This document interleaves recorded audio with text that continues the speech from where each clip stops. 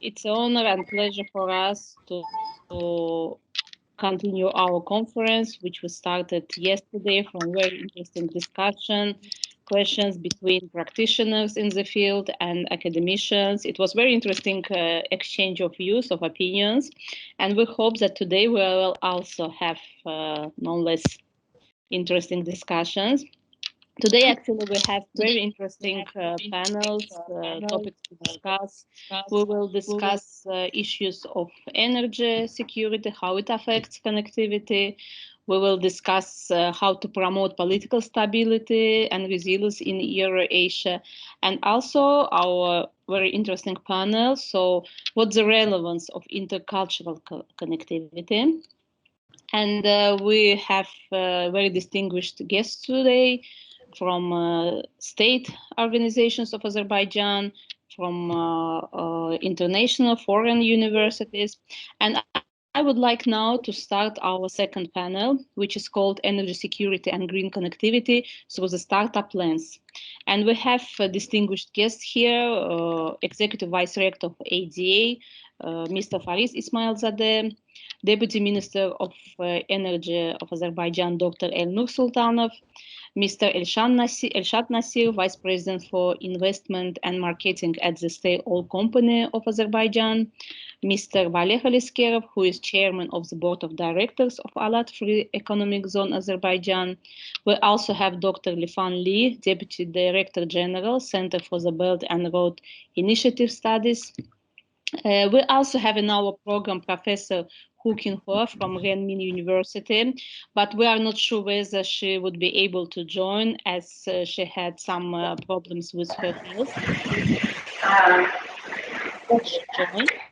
And also, I would like now to introduce our moderator for today, Mr. Ahmed Kumbatov, Director of Energy Center at Adi University. He will moderate this session. Ahmed, please, floor is yours.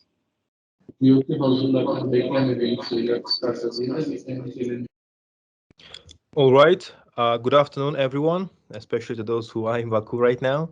So it is my pleasure to be today's moderator of this panel on the energy security and green connectivity to the startup lens.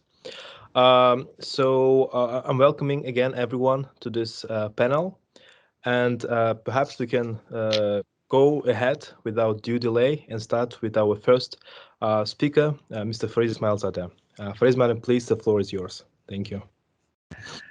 Good afternoon, dear colleagues. Good afternoon, dear speakers.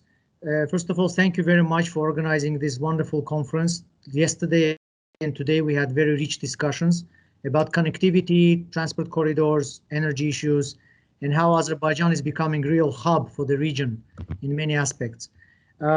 I don't want to say much about energy issues because we have such prestigious guests in the panel. We have SOCAR Vice President Elshad Muallim, who is a regular speaker at our events. We have Deputy Minister of Energy, Elnur Muallim.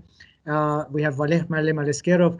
I don't want to pretend to be an energy expert, but I want to throw some questions for further discussions and questions that are really interesting for me. First question is about Karabakh and what kind of interesting projects is going to happen in Karabakh when it comes to energy issues. Perhaps we could discuss that in today's panel. I know that President of Azerbaijan has declared Karabakh as a green zone, and also he focused a lot on smart villages, smart cities. We heard about BP contract to provide renewable energy. So the topic of Karabakh I would like to emphasize a lot, and whether that would become another big project similar to the projects of 1990s in Azerbaijan. The other focused question that I want to raise is this new agreement with Turkmenistan and how that changes the dynamics of the Caspian Sea basin. Nobody really expected that agreement to come. Nobody really expected the legal status of Caspian Sea to be settled. So together with these two developments, two recent developments, maybe we could talk about the changing picture of the Caspian Sea and whether there are more opportunities for collaboration with Central Asian countries, and cross-Caspian energy infrastructure. I also want to raise the issue of renewables. What is the opportunities for renewables in general in Azerbaijan? What are the trends? What are the perspectives?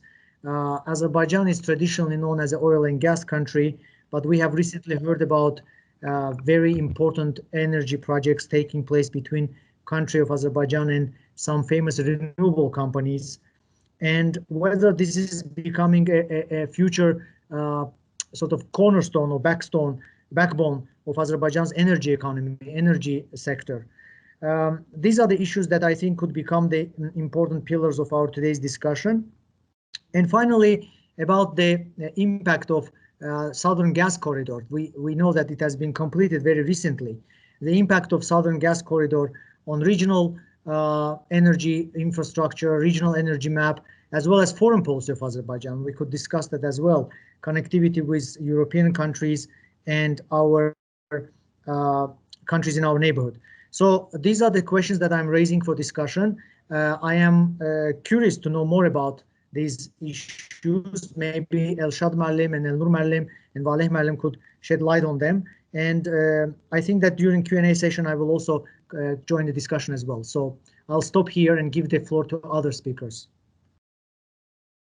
All right. Thank you, Fariz Malim, for your speech. So I also have quite a few questions, but I guess I'm going to ask them a little bit later.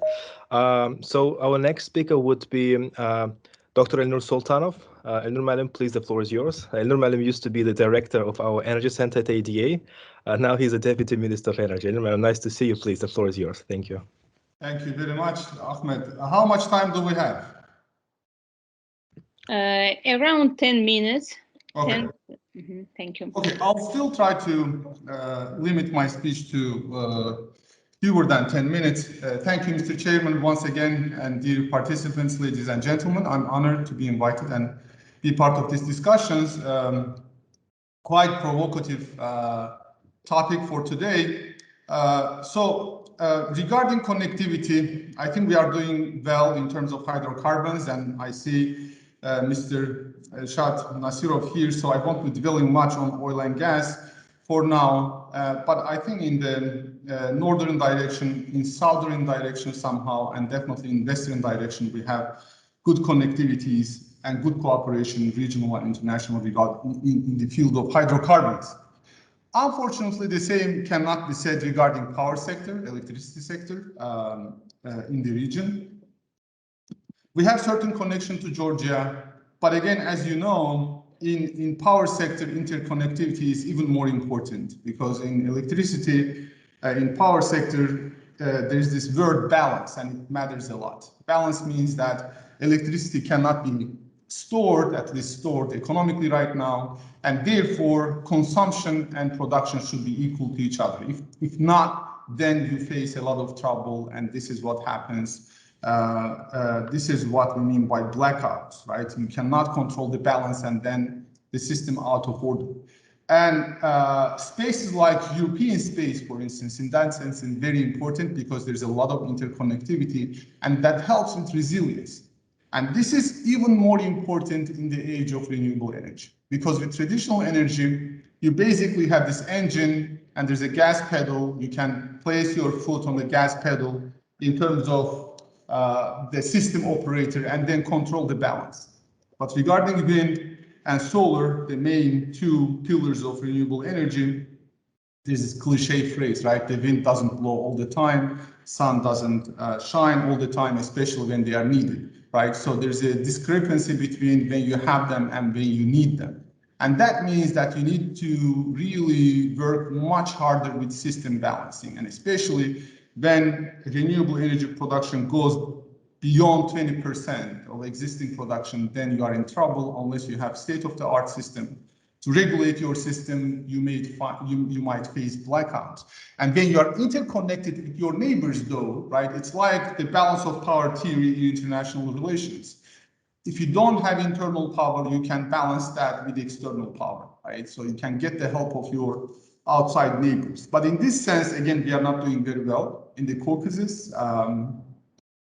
We have some connection to Russia, but it's limited. We are not connected to Iran in the true sense of the word because of different frequencies in the systems. Iran's frequency is different than Azerbaijan's. Although we do export and we do have some relationship with Iran, it's kind of so-called island regime, so it doesn't help system stability per se. Our connection to Georgia is fine, but again, Georgian power system is not big enough to help Azerbaijan out in case something doesn't work well. And so I think we need to work more on interconnectivity, and we are actually today doing that. But what is totally non-existent is connection through the Caspian Sea. And Caspian Sea, in the case of power system, electricity sector, becomes a barrier, right? We are doing even worse compared to hydrocarbons, where we are at least taking certain steps and future looks bright at least. So I think in terms of interconnection, we need to do more. Again, there are works to be done that are being done actually between Iran, Russia, and Azerbaijan. We know that Georgia is working with World Bank to build some interconnection between Romania and Georgia, and Azerbaijan and Armenia and other Caucasian countries in that sense could become part of that. But again, this is the area we really have to work hard, especially if we want to move on to renewable energy. Otherwise, we will have very difficult choices. And not that it's impossible, but basically it will make the cost of renewable energy even higher, right? Currently, with market conditions, renewable energy has hard time to compete with traditional energy, especially in countries with welfare policies, where you are helping your population with the price of electricity and other energy sources. Add to that system stability issues that you have to do it internally without the external help of interconnection, then basically in economic terms, it means that the cost of renewable energy actually goes upwards, and there are additional hurdles in terms of going green. I will, again, probably there will be question and answer session. I will touch upon Karabakh issue a little bit, especially as it is so important. As Fariz Mellim indicated, Mr. President, His Excellency Ilham Aliyev declared his intention, his plan to see Karabakh as green energy zone. And this is an order for us. And we are working already with Japanese TEPSCO to prepare master plan for Karabakh. And we are very glad that we signed implementation agreement with BP on the assessment and building of 240 megawatt power plant, solar power plant in Karabakh, in basically Jabrayil and Zengilan regions. Also, what is coming online is two power stations, hydropower stations on Araz River, 140 megawatts. And then hydro potential, small hydro potential in Karabakh is very high. We assess it to be well above 100 megawatts. And our intention here, and I need to clearly state it here, that we want to bring investors. We don't want to rely on governmental budget anymore for these big energy projects. We want public-private partnership where investor comes, assesses his risks, its risks, and then government promises to buy their production for a couple of years. Usually it's 20 years, and this is what has been happening in Azerbaijan as well. Karabakh, again, we are planning and we are assessing the possibility of supplying Karabakh totally with renewable energy. Again, the assessments will show whether it's possible or not. But all in all, we believe that the resources utilized in Karabakh, the available renewable resources in Karabakh, is well above the resources that is needed in Karabakh. Because in Soviet times, you needed only up to 80 megawatts of energy to supply Karabakh, the entirety of Karabakh, with electricity. Right now, the projects I talked about, solar 240, hydro 140, and again small hydro above 100, very well suited to supply the entire energy of Karabakh region and the big Karabakh region, liberated territories, including, of course, the territories where we have Armenian citizens of Azerbaijan with power, reliable and green power. I will also note that this liberation of Karabakh important in terms of Nakhchivan region of Azerbaijan, because Nakhchivan is out of the mainland's grid system. And that means that Nakhchivani power system, because of blockade so far, has been very vulnerable. And again, we are working on different possibilities, but again, the connection, the Zangezur connection that we all are talking about will also help regional resilience in terms of, again, connecting Nakhchivan to the mainland. Lastly, I'm getting very close to my 10 minutes that I slated for myself and that Nargis Khanum indicated. I want to give you like this big, great news, at least potential, that we assess and we are rediscovering Caspian as a source of energy, and this time green energy, and we are very happy about that. We assess that in Caspian, offshore Caspian, Azerbaijani sector of Caspian, the power potential is around 157,000 megawatts. If you compare this to current installed capacity in Azerbaijan, which is 7,500 megawatts, you have 20 times more energy in offshore Caspian. Of course, it's a little expensive right now, but again, times are changing, technology prices are going down. But what we see is that Caspian lifespan as an energy resource, not just for Azerbaijan, but also for neighborhood, but also for larger area, including European countries, could be actually in the sight. And we are looking forward really to work with our partners, international consortium members. Perhaps, again, this could be very similar actors that we have worked with regarding oil and gas. And we are really looking forward to replicate the Caspian saga that became a miracle, like for the entire world, for Azerbaijan, in terms of hydrocarbons, and this time in the sphere of renewable energy, in the sphere of green energy. Thank you very much. All right, thank you, Elnur Malim, for your interesting remarks. Actually, as a moderator, may I just quickly jump in and have a follow-up question to you, please? So obviously, when we talk about renewables, we do talk, of course, about interconnectivity, right? In addition to many other issues like intermittency problem, right, dispatchability problem of renewables. But what about the future, you think, of hydrogen? Right, because globally we talk about increasingly about the hydrogen factor, right, in the energy industry, as a game changer, as a carrier of electricity, which actually might help to address all of the challenges associated with the penetration of renewables, right? And I know that we all follow that there were a few meetings, I think, in Azerbaijan too, about the hydrogen potential. So would it be possible, please, to share a few thoughts of yours regarding the future of hydrogen, perhaps in Azerbaijan too? Thank you. Thank you very much, Ahmed. So the offshore wind potential in the Caspian cannot be realized without reliance on some storage technologies, including hydrogen. And we are talking about, of course, green hydrogen in this at this time, because it's really difficult, again, to manage the balance issue directly when you come up with that kind of a big volume of wind energy. So I think, and we think, that the best way forward, and by the way, we are working with IFC, International Finance Corporation, on this issue, we believe that the best way forward would be harnessing that wind energy, turning that into green hydrogen, and then utilizing both domestically and externally that hydrogen energy as electricity directly, or perhaps just exporting hydrogen molecule. And we have this, of course, southern gas corridor. There are certain tests that are being conducted in the TAP portion of it, Trans-Adriatic pipeline, and perhaps in other portions of it, it will follow up. And we'll see whether it's possible to do so. But again, there are a lot of questions, because hydrogen molecules per volume, they have less energy than CH4, than methane molecules, and therefore you might end up with more costs at the end of the day. So excellent opportunities, very complex technological questions and challenges, but we are starting to understand and work on that. But I believe that the future remains to be bright. Thank you.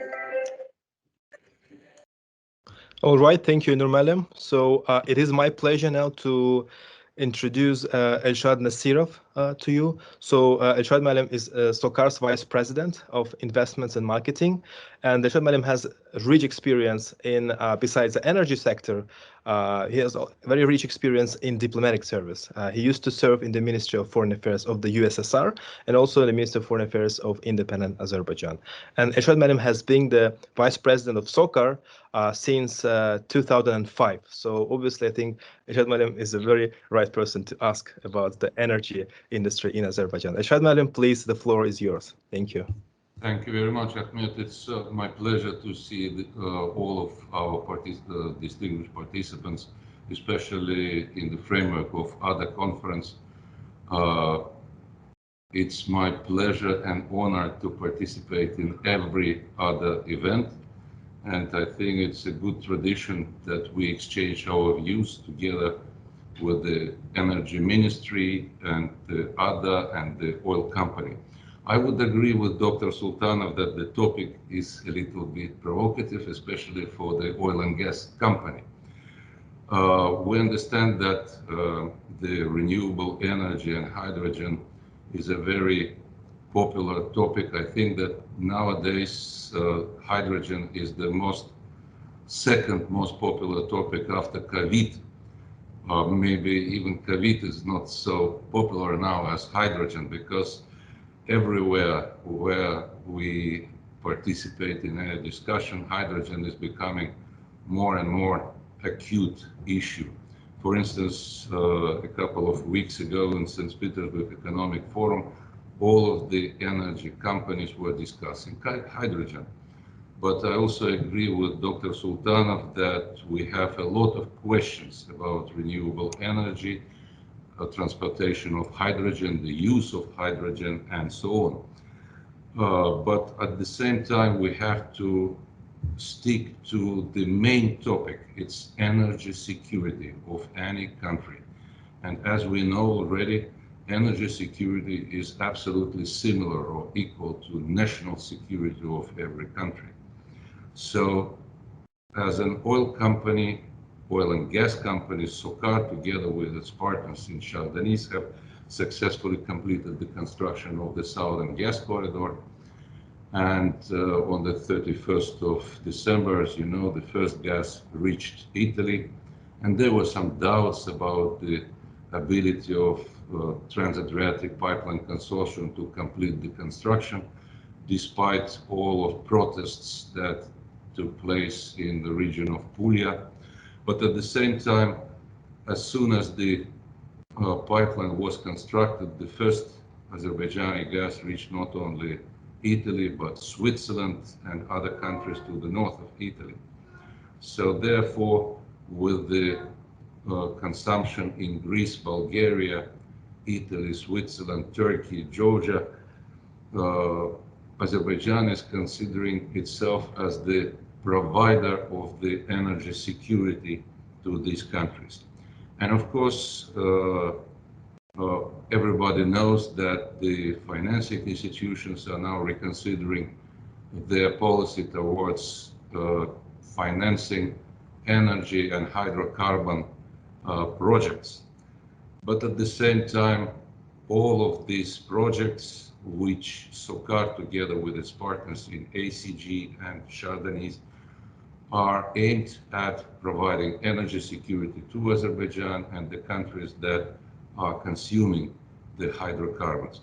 And let's not forget that Azerbaijan is the home place of the hydrocarbons civilization, which started with the first industrial well drilled in Azerbaijan in 1847. So I don't think that the hydrocarbon civilization will miraculously come to an end, since gas is considered to be a more environmentally friendly source of energy rather than fuel oil, crude oil, coal. And for instance, in Italy, especially in the Puglia region, the natural gas that reached the Italian seashore can be reshaping the environmental situation in Puglia and in Italy, since the electric energy producing plant and the metal plant in Puglia are still driven by coal, which is hydrocarbon full project. At the same time, we are thinking as an oil and gas company about production of hydrogen.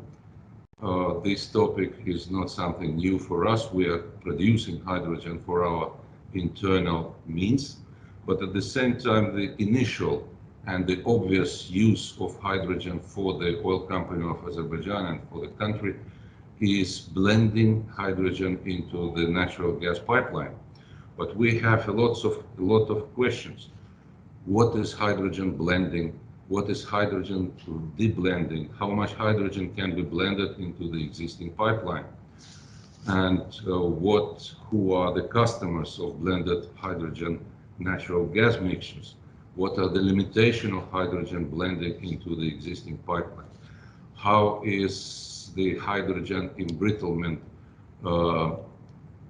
affecting the existing pipelines, and how much will blending hydrogen will cost for the...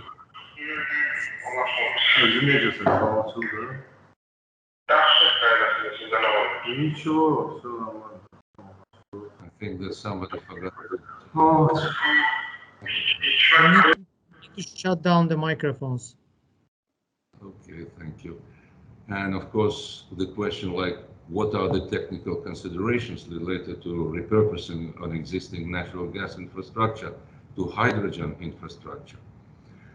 With all of these questions, definitely, of course, the oil and gas company has to work on making itself greener than it is now. But at the same time, this is not an axioma that an oil and gas company can produce renewable energy better than others. So our specialization is the production of hydrocarbon energy, be it bad or good, but still. At the same time, the making its production greener makes the oil and gas company more fit for the current environment. And of course, it's worth mentioning that as a result of the Karabakh war and the liberation of our territories, we have provided together a better energy security for Europe as well, because 15, 17 kilometers from the border with Armenia, all of our infrastructure, it was under Armenian threat and under military threat. Now we have put an end to the threat to the infrastructure which provides energy security to Europe. Another very important milestone is with the completion of the Southern Gas Corridor, we see that the producers of energy in Turkmenistan turned towards Western-oriented export of their gas. And we have several topics for discussion with our Turkmenistani colleagues. It's not only Dostluk, but we are discussing other projects, and we are considering the export of Turkmenistani gas across the Caspian or across Iran, and swapping this gas for the purposes of export of Turkmenistani gas to the European Union. I think that it is a very interesting topic that we are discussing now, so I will be happy to answer any questions if there are. Thank you very much. All right, thank you, Elshad Malim. So let me also have a quick follow-up question, please, to you, since you have mentioned the issue of natural gas being relatively clean, right, fossil fuel, and which is obviously correct, right? We all know that that natural gas is the cleanest fossil fuel, right, in comparison with coal and also oil. But there are also other views, right, considering natural gas still a fossil fuel, right, still a polluting resource, and it is especially, I think, relevant from the Brussels, from the EU perspective, right? Given we have just completed the Southern Gas Corridor, and we all know there are these discussions, heated debates taking place in the EU regarding the so-called taxonomy, right, of green finance in the EU, and some policymakers believe that the EU should actually right away abandon this natural gas, right, which is obviously impossible to do this very overnight transition towards renewables. But still, my question would be about the European Green Deal, actually.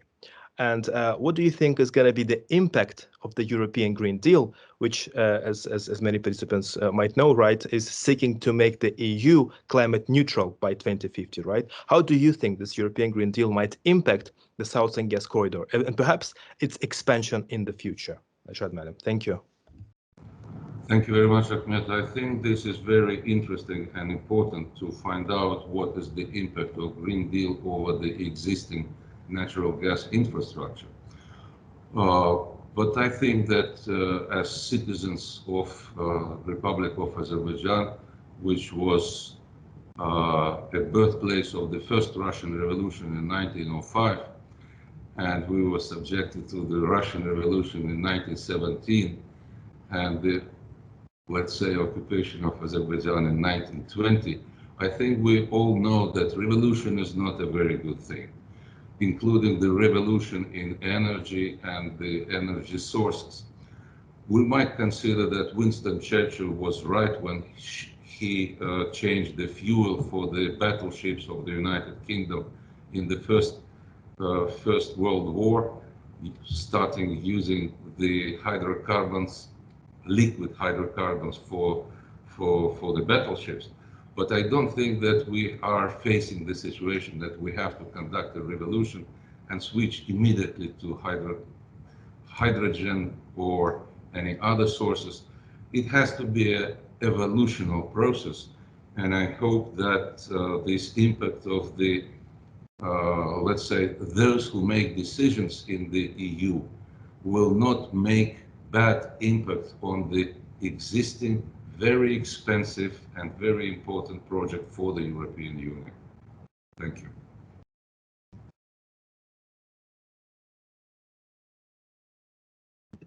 All right, thank you, Ilshad Malim. So it is my pleasure to introduce to you our next speaker, Mr. Valer Aleskerov, so who used to be in the position of Vice President of the Aznef state concern and was an advisor to the president of the company.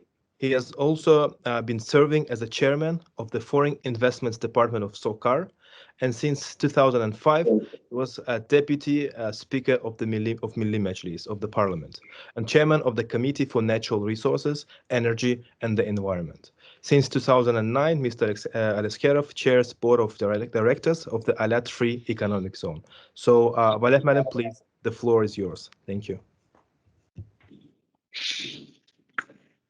Thank you very much. Good morning, good afternoon. I was appointed as chairman of Alat Free Economic Zone Authority by Presidential Decree 22 May 2020.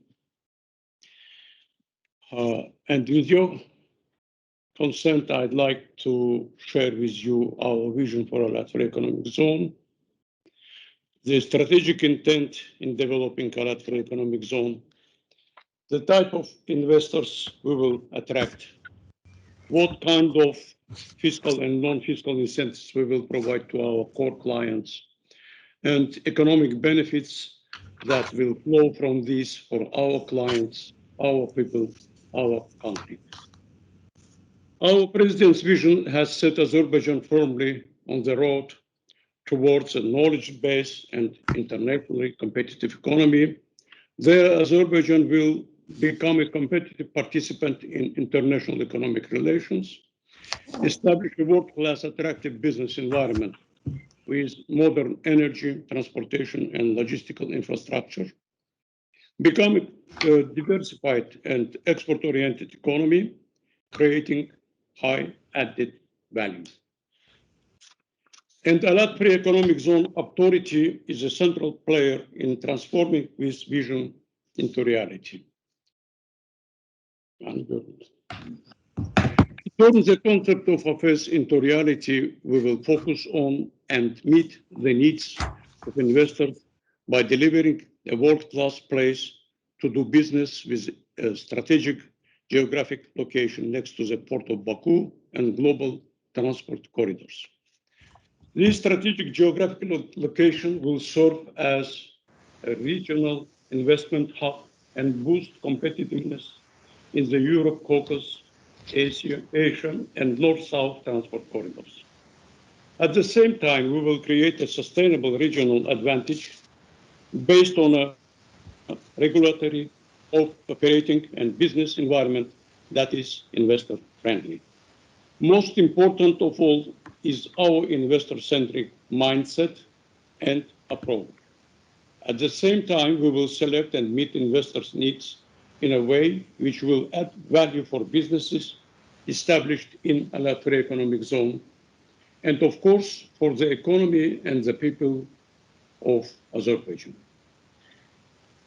This means that Alert-Free Economic Zone will serve the needs of foreign and national investors who will engage in high-value added and export-oriented manufacturing and services, generate additional value to the economy of Azerbaijan in non-oil sectors of economy, engage in international trade activities using innovative technologies and approaches to work. To ensure this vision is brought to reality, the President of Azerbaijan has given full backing to the development of the Alert-Free Economic Zone as a world-class investment location and key facilitator of future developments. Few words about legal basis of Alert-Free Economic Zone. The legal framework for the operation, development, and governance of Alert-Free Economic Zone based on the law of the Republic of Azerbaijan on the Alert-Free Economic Zone, adopted by the Parliament and approved by the President as a prevailing law of the Republic of Azerbaijan, and internal regulations of Alert-Free Economic Zone developed and adopted by Alert-Free Economic Zone Authority. These internal regulations, together with Alert-Free Economic Zone law, create the Alert-Free Economic Zone legislation, and this legislation takes precedence over base economy laws.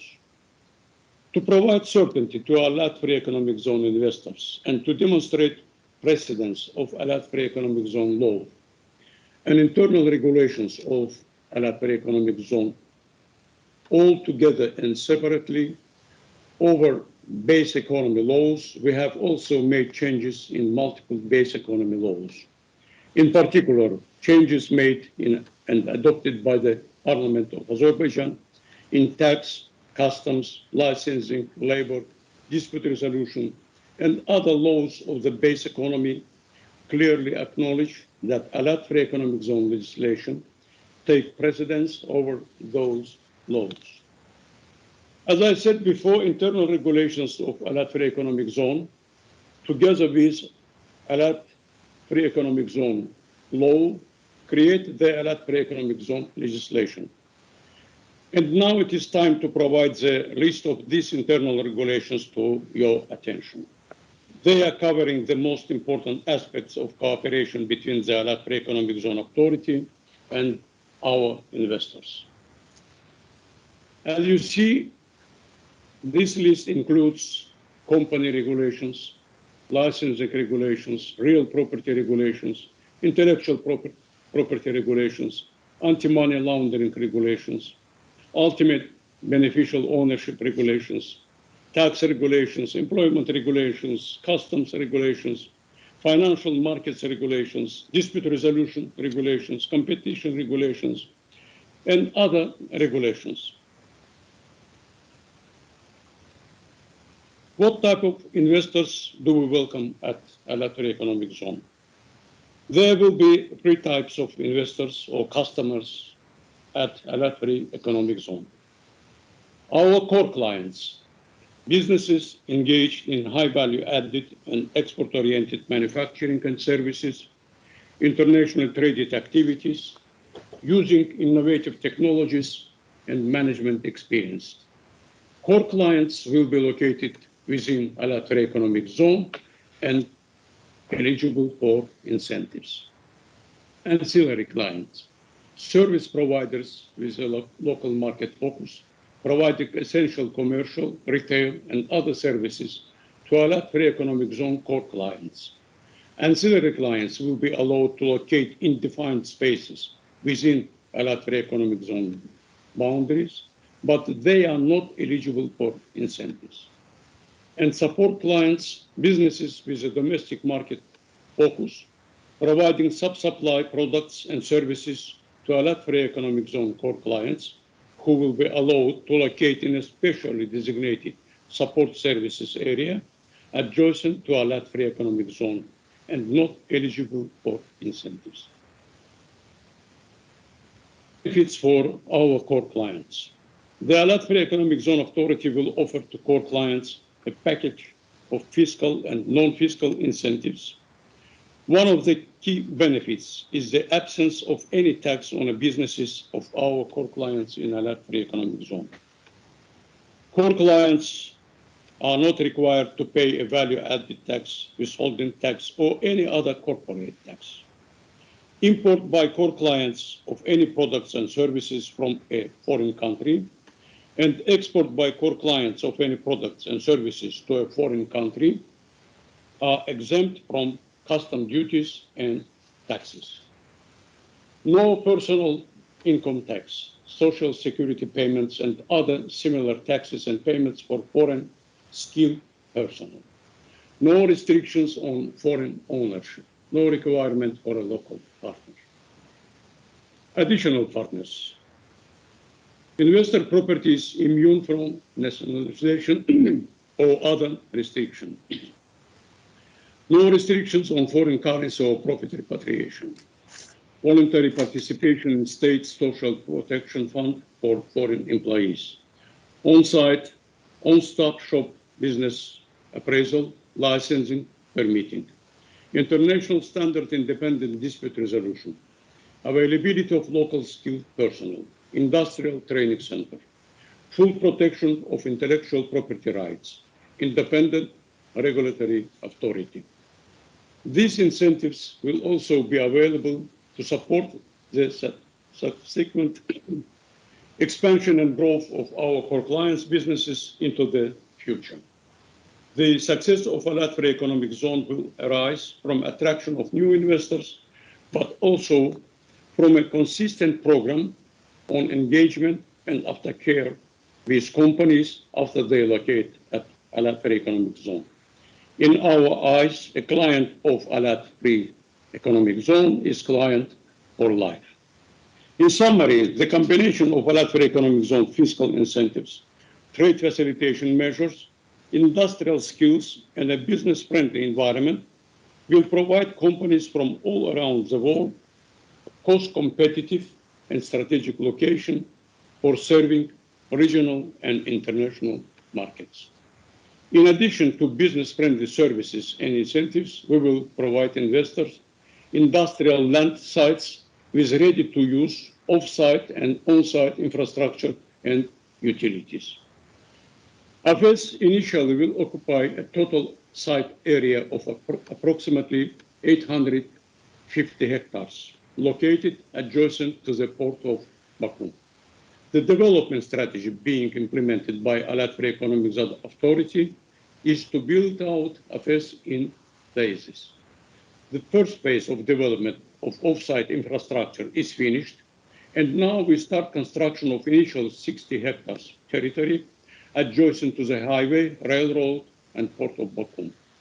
When completed, this first phase of infrastructure development will include distinct components: the customs plaza and main entrance to AFES, where AFES authority building, one-stop shop business center for investors, advanced office accommodation for investor to lease, advanced office accommodation for custom officers, ready-to-use industrial land plots for investor to lease, and utility services center. The physical development program is on schedule, and we are planning to finish this first phase of infrastructure development and open for business this serviced industrial plots and office accommodation in July 2022. In order to facilitate business setup process in Alat Free Economic Zone, investor journey procedure was developed, and this procedure consists of 9 stages. Initial inquiry from potential investor, advanced inquiry, pre-approval discussions, property-specific discussions, authority approval, legal documents issued to investor licensing, establishment of business, and aftercare. And all these processes will take from few hours to few days, not more. And finally, we have two goals, both of which are crucial.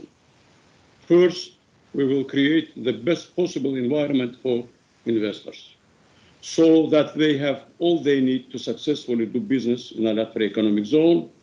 And as I say earlier, we will support expansion and growth of business of our investors into the future.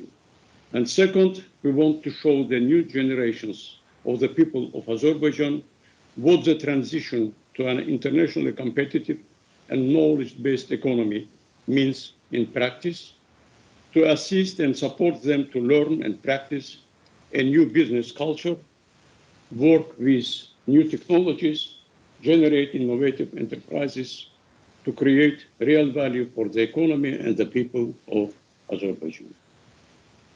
Thank you very much. Any questions? We are ready to answer. Thank you. All right. Thank you so much, Valeh Malim. So from I have one question actually, if I may add. Please go ahead. Sure. I wanted to ask Valeh Malim, what is the similar plans or similar experiences of our Caspian littoral neighbors in regards to such free economic zones, and whether there are opportunity to connect with similar zones in Central Asia? In surrounding countries, where around 200 or 300 free economic and free trade and free industrial, free blah, blah, blah zones. Unfortunately, they are unsuccessful. It is our problem and our advantage. Problem because everybody asks us why you think that you will be, or your free zone will be different than free zones in surrounding countries with their experience. Advantage because we will establish such free economic zone, such legal institutions that our free economic zone will be much more attractive for potential investors than free zones in surrounding countries.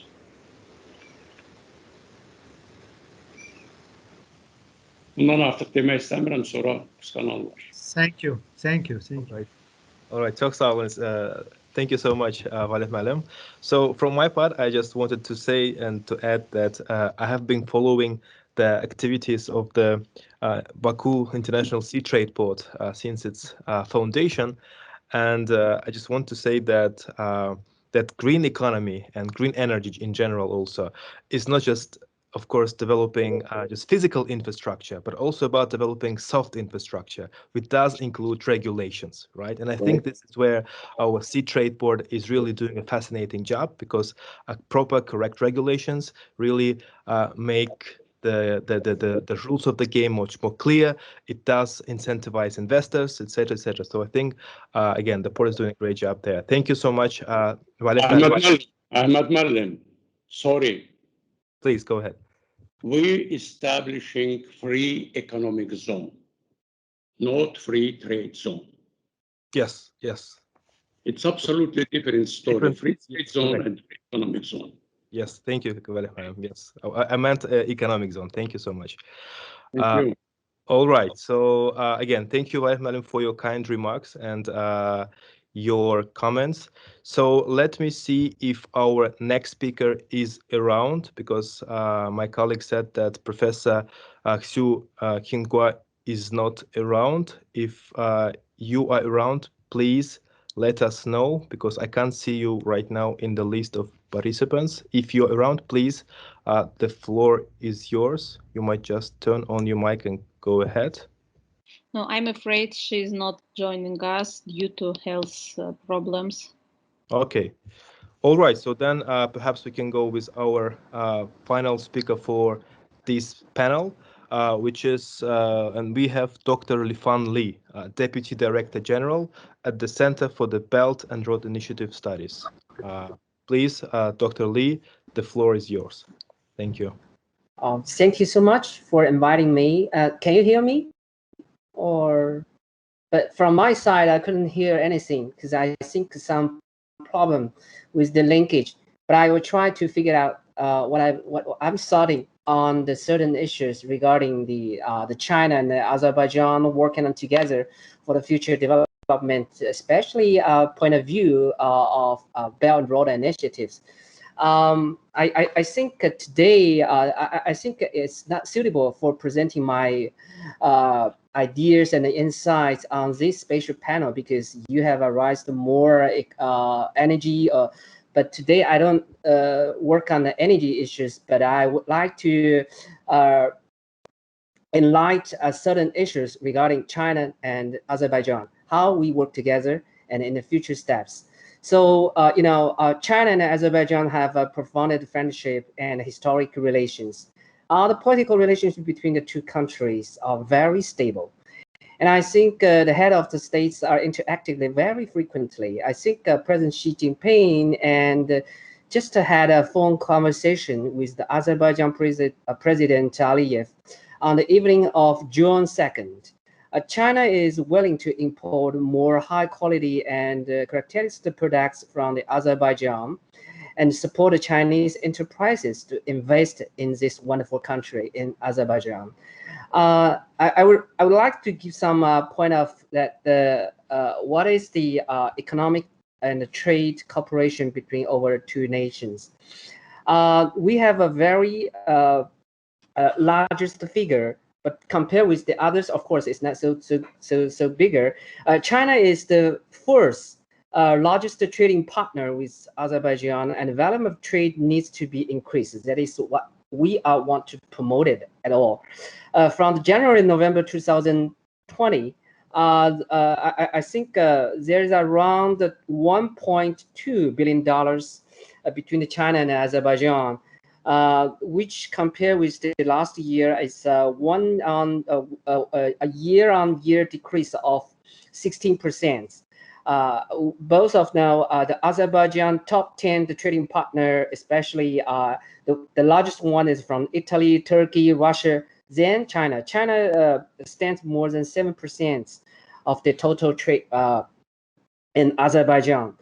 By the country, Azerbaijan is the largest partner in the Caucasian regions. The total trade volumes first exceeded more than 100 million in 2003, but this is very small figures. But after then, I think the figure is too much increased. Over the last 10 years, the increase in the first then to be decreasing. The last year, because of the pandemic, of course, the figure is not so high, but we expected in this year it's going to be very high. What I think China, which we are making a lot of infrastructure exported, especially from the oil sectors. However, since 2013, international oil prices enter a downward circle. So which is hit the economy in this country, especially in Azerbaijan. So I think the prices is not so flexible, and which was I have the table. Can you go ahead? There is the table which I have made in my presentation, not here. I compared especially yes. I compare with the here three different countries in Caucasus: Georgia, Armenia, and Azerbaijan. And I say Azerbaijan is of course is increasing of all the countries. This one is the Azerbaijan. The Azerbaijan trade dependence is very high. The country's the main income comes from the oil So today I have the great pleasure to meet a lot of people from the oil sectors. The foreign exchange reserves from Azerbaijan amounted more than 49 billion US dollars. I think SOFAS is the largest one, which has been collaborated with Chinese CNPC and CNOC working together on the oil sectors. Because why the Chinese oil and gas company I had big invested in this country, because the labor costs is not so hard compared with the other countries, especially in Central Asian countries. The structure of foreign trade needs to be improved. What I have many times emphasized, the China export to Azerbaijan are mainly textile, light industry, machinery, and transportation equipments. This is all kind of the all products we exported to Azerbaijan. From the perspective of China's imports, due to the low industry levels, weak foundation, and single structure of the three Caucasian countries, the Azerbaijan mineral products exported to China are mainly, I think, is the coal oil.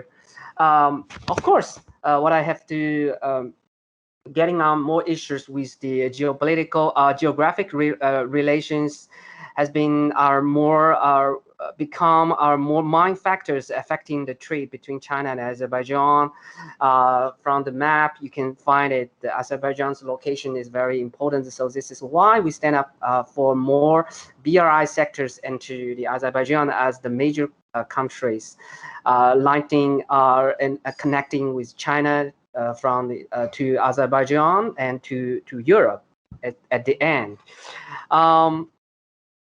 The question is what we have a less working in these countries because of the geographic relations, what I have mentioned, because you know, from the Soviet Union, the former Soviet Union, Russia has been always became our very indispensable partner for the foreign relation with these three countries, and has a priority in the foreign trade, especially. It has always been the first importer of the Armenia and Azerbaijan. Azerbaijan mastering balanced the diplomatic strategy and mastering the close relations with Turkey, while actively developing the dialogue with exchanges with the United States and Europe. And it's the foreign trade is diversified. Of course, in the short term, China has not been able to break the geopolitical relations of the Caucasian countries. Effectively, we have to enhance the trading environment and the convenience in the country of the Azerbaijan. The trade the environment and the convenience affected the D's and the British of the trade development. With the development of the Caucasian country in the recent years, there are significant differences between the countries in the economic growing, attracting the foreign investment, the business environmental, resulting in the different situation of the trade with China. The Azerbaijan's energy development oriented, the model is the vulnerable to the market fluctuation, and the uncertainty of the economic development is the larger. So we have how to do the real business. But today I find that in this panelist who actually from the Atlas free economic zone. This is what I know that I would like to know more about with the details of your company, with your zone, which will be very attractive to Chinese foreign company to be invested to come. And the last one, I would like to strengthen the cooperation during the COVID-19, how we can work together on fighting the virus. Since the last year, due to the pandemic, the cooperation between China and Azerbaijan demonstrated very high political mutual trust and deep traditional friendship and common development concept. I remember if my pronunciation is not correct, the International Center of Nizami Janjawi. This is the international center in the Azerbaijan, and the other NGOs featured featured a promotional video. Come on, Wuhan! Come on, China! To support China. When the first virus come to China, I think we worked together, and Azerbaijan sharing the wealth and wars. Azerbaijan's Samgit municipal government urgently deployed more than 100,000 medical protective caps, 800,000 medical masks, 150 pairs of the medical gloves, 4 tons of. Can you hear me? 4 tons of 4 tons of medical alcohols and other materials to donate it to Xi'an and Mianyang in China. And I think there is the foundation so-called Heydar Aliyev. The foundation and also give a huge support to China in the respective channels with the increasingly served situation of the Azerbaijan with the pandemic. China also give our hands to the Azerbaijan in the timely manner.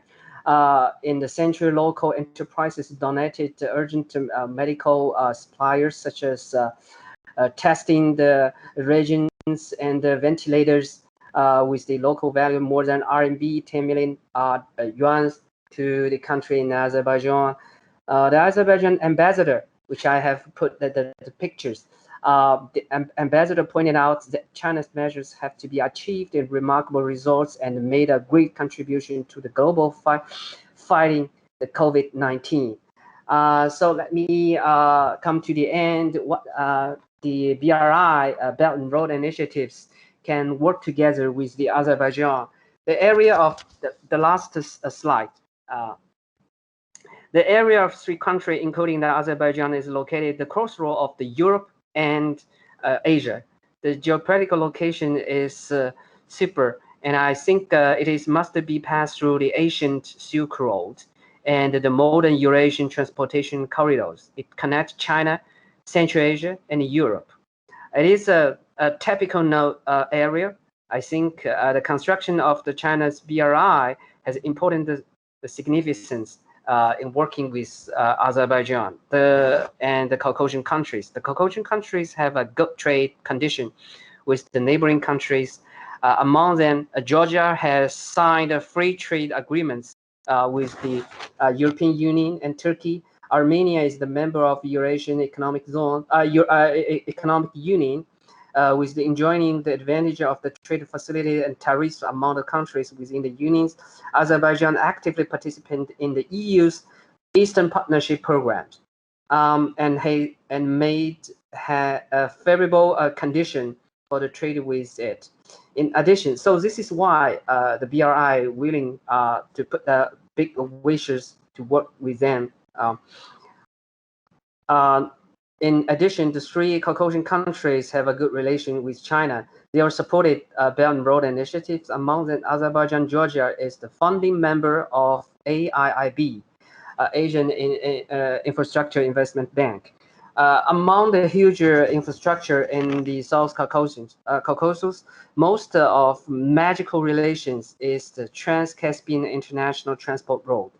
So I think many scholars and experts already mentioned about this this road passing by the Russia. It's the south road of the economic corridor and the competitor of the new Eurasian corridor bridge. It is almost the total length is more than 4,700 kilometers long and connected Baku, Tbilisi, and the Karas Railway, BTK. What I mentioned this. This is a very, very important infrastructure buildings. This BTK initiated from the Kazakhstan to Ukraine and finally reaching out to Romania. Then finally come to the Italian and other European countries. After the competition the flight time from China to Europe will just only take 15 days. So it's incredible that only if it take the 15 days, if we usually to take more than 45. The BTK is a very important part of the Trans-Caspian international transport road. It was jointly built by the Azerbaijan, Georgia, and Turkey, and provides new options for connecting China to Europe. It also opened in the end of 2017, and it has a total length of more than 826 kilometers in this region. However, this as a hub of station, there has a shortage of connections. Karas, an important defense town in northeastern Turkey, and the railway network connecting Western Turkey and Europe is not to be built yet. In addition, technical issues such as gorgeous differences, custom clearance procedures, and transit tariffs also need to be resolved through the consultation between the relevant countries.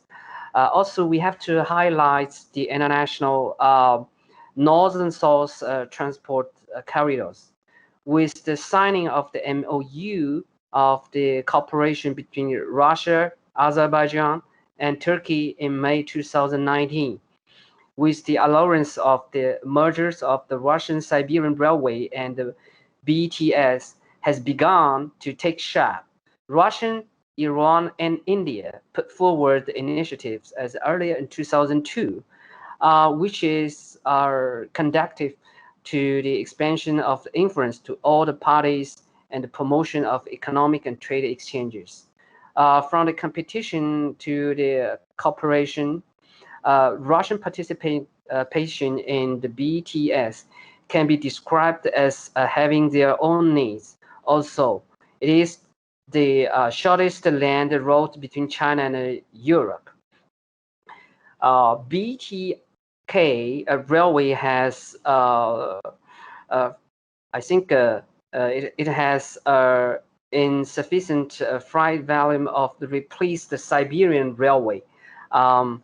The combination of the Baku-Tbilisi-Karas Railway with the international north-south transport corridors, that means that Azerbaijan has become an important hub that emerges east and west, north and south transportation corridor.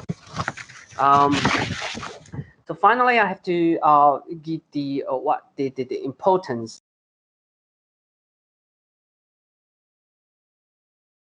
road, what I mentioned before, which is the mine road connecting the mainland. This road connecting Europe, Asia, and China, and pass through the more than 65 countries, with a population of apparently around 4.4 billions, accounting for the 1/3 of the world economy. So this move also enables South Caucasus to connect with Asia and Europe on land and sea. It means in the maritime and in the mainline, and makes it easier for South Caucasus to participate in the Eurasian affairs, thereby enhancing the Caucasus' ability to seize opportunity for progress, especially in Europe and Asia. The Azerbaijan is located among the Asian Silk Road and is very important, powerful countries. Well, I do believe that it is achieved the remarkable results of the national transportation project. It is in the Europe Caucasus Central Asian transportation corridor, TRACCA, TITR, Trans-Caspian International Transportation Road, BTC, Baku-Tbilisi-Ceyhan Pipeline, BTK, Baku-Tbilisi-Karas Railway, TAMAP, Trans-Anatolian Gas Pipeline, TAP, Trans-Adriatic Gas Pipeline, and other regional transportation projects over there. And I think over BRI, One Belt One Road has to play a very important role with coordinated with the other plans These initiatives has helped consolidate the pivoting position of South Caucasus in the regional and the global politicals. In fact, BRI will help promote China, Azerbaijan, and other regions of the world to strengthen the regional cooperation while providing the opportunity for the foreign company, of course, of the Chinese company, transnational company, and organizations to participate. Thank you. All right. Thank you, Dr. Lee. I think for your very detailed presentation. Was interesting to follow. I think right now we can switch to the questions. Right. So I already see we have 2 hands. So Rifat Bayramov and Siddharth Saxena. So the first one would be Rifat Bayramov. Please go ahead, and if possible, could you please also briefly introduce yourself? Thank you. Thank you very much. My name is Rifat Bayramov. I'm the National Secretary of Azerbaijan in Trans-Caspian. I participated in yesterday's session, which was dedicated to transportation and transit issues. I would like to thank our speaker, Mr. Lifan Lee, for his comprehensive presentation. I would like, first of all, to attract his attention to the slide which was showing the map of Azerbaijan and Armenia, where there was the Nagorno-Karabakh district was separately shown with the capital in Stepanakert. I think that this one is not correct because there is no such a district in Azerbaijan called Nagorno-Karabakh, maybe former Nagorno-Karabakh autonomy, which was during Soviet times, but now this area is called Karabakh with the city of Khankendi. Please take it into account for your further presentations. Regarding the BRI initiative, I would like to say that Azerbaijan, yes, was one of the first countries who supported this initiative. And during the visit of Mr. President Ilham Aliyev to China in 2015, we have signed a memorandum of understanding on BRI. And since then, Azerbaijan, as you have very well mentioned, has built all its hard infrastructure on its territory, including Baku-Tbilisi cars, railways, and the port, and also the highway roads. My question is, we have been 2 times at Import Expo, which was in Shanghai in China, which was very fascinating and very interesting. And all specialists and all economists, I think they know that there is a serious disbalance in import and export. China with EU and with US and other economies. And this kind of events, they are also dedicated to make this, to balance, let's say, import and export. And in this regard, I would like to ask, because, you know, Azerbaijan still has some problems with exports of some kind of goods to Chinese markets, which we see that they have a very good perspective on Chinese market. So is there any serious discussion in Chinese government or in Chinese import-export associations regarding lightening of this regime with Azerbaijan? This is the first question.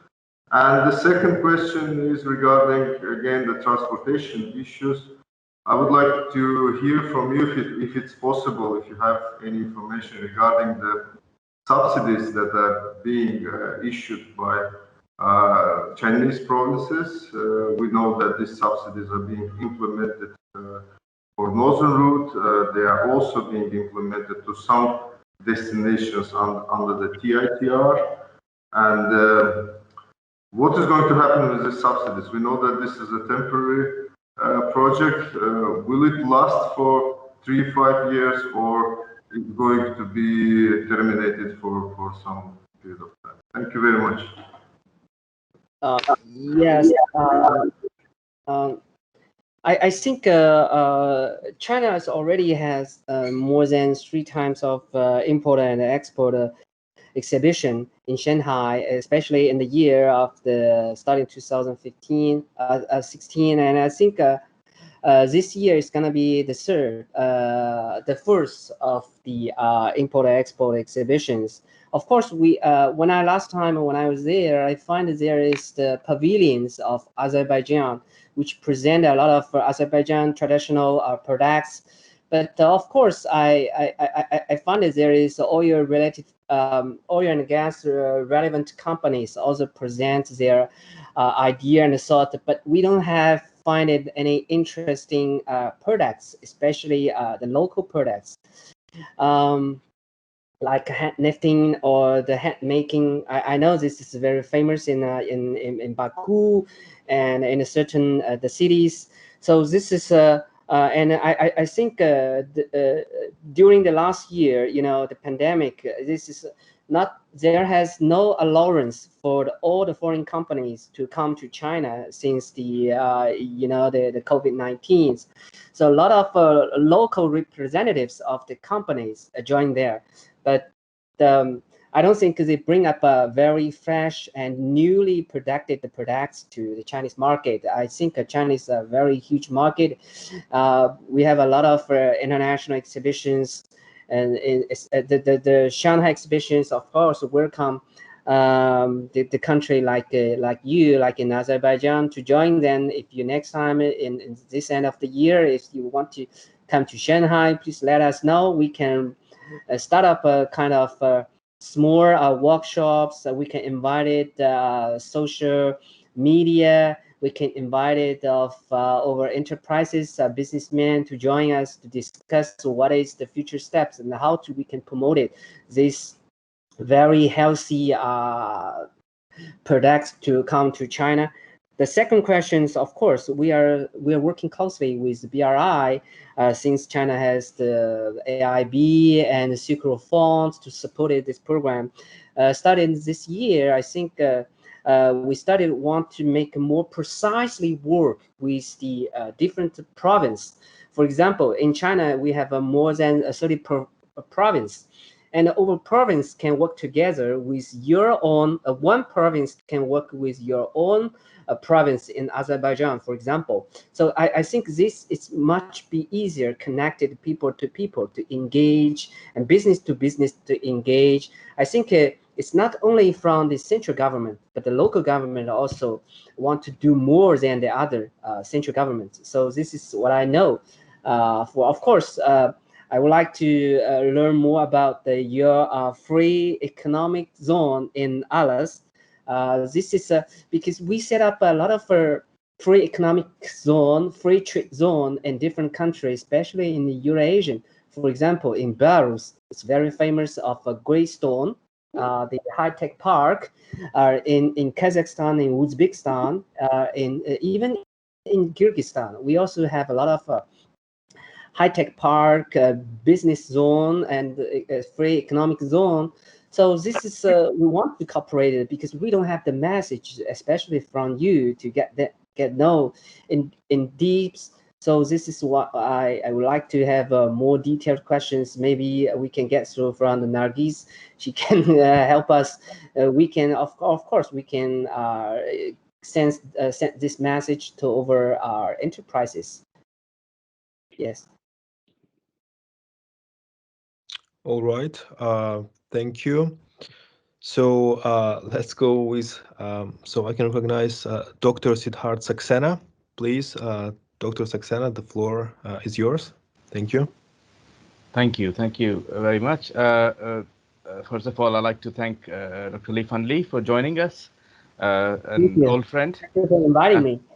And it's a real pleasure to see how you are following developments in Azerbaijan and Caucasus, that you're comprehensively aware of what's going on. We were hoping that inclusion of you in this meeting, when we were organizing that, we will be able to now introduce you to new things that are happening. And I'm very glad that there's special attention to Alat that has come through here.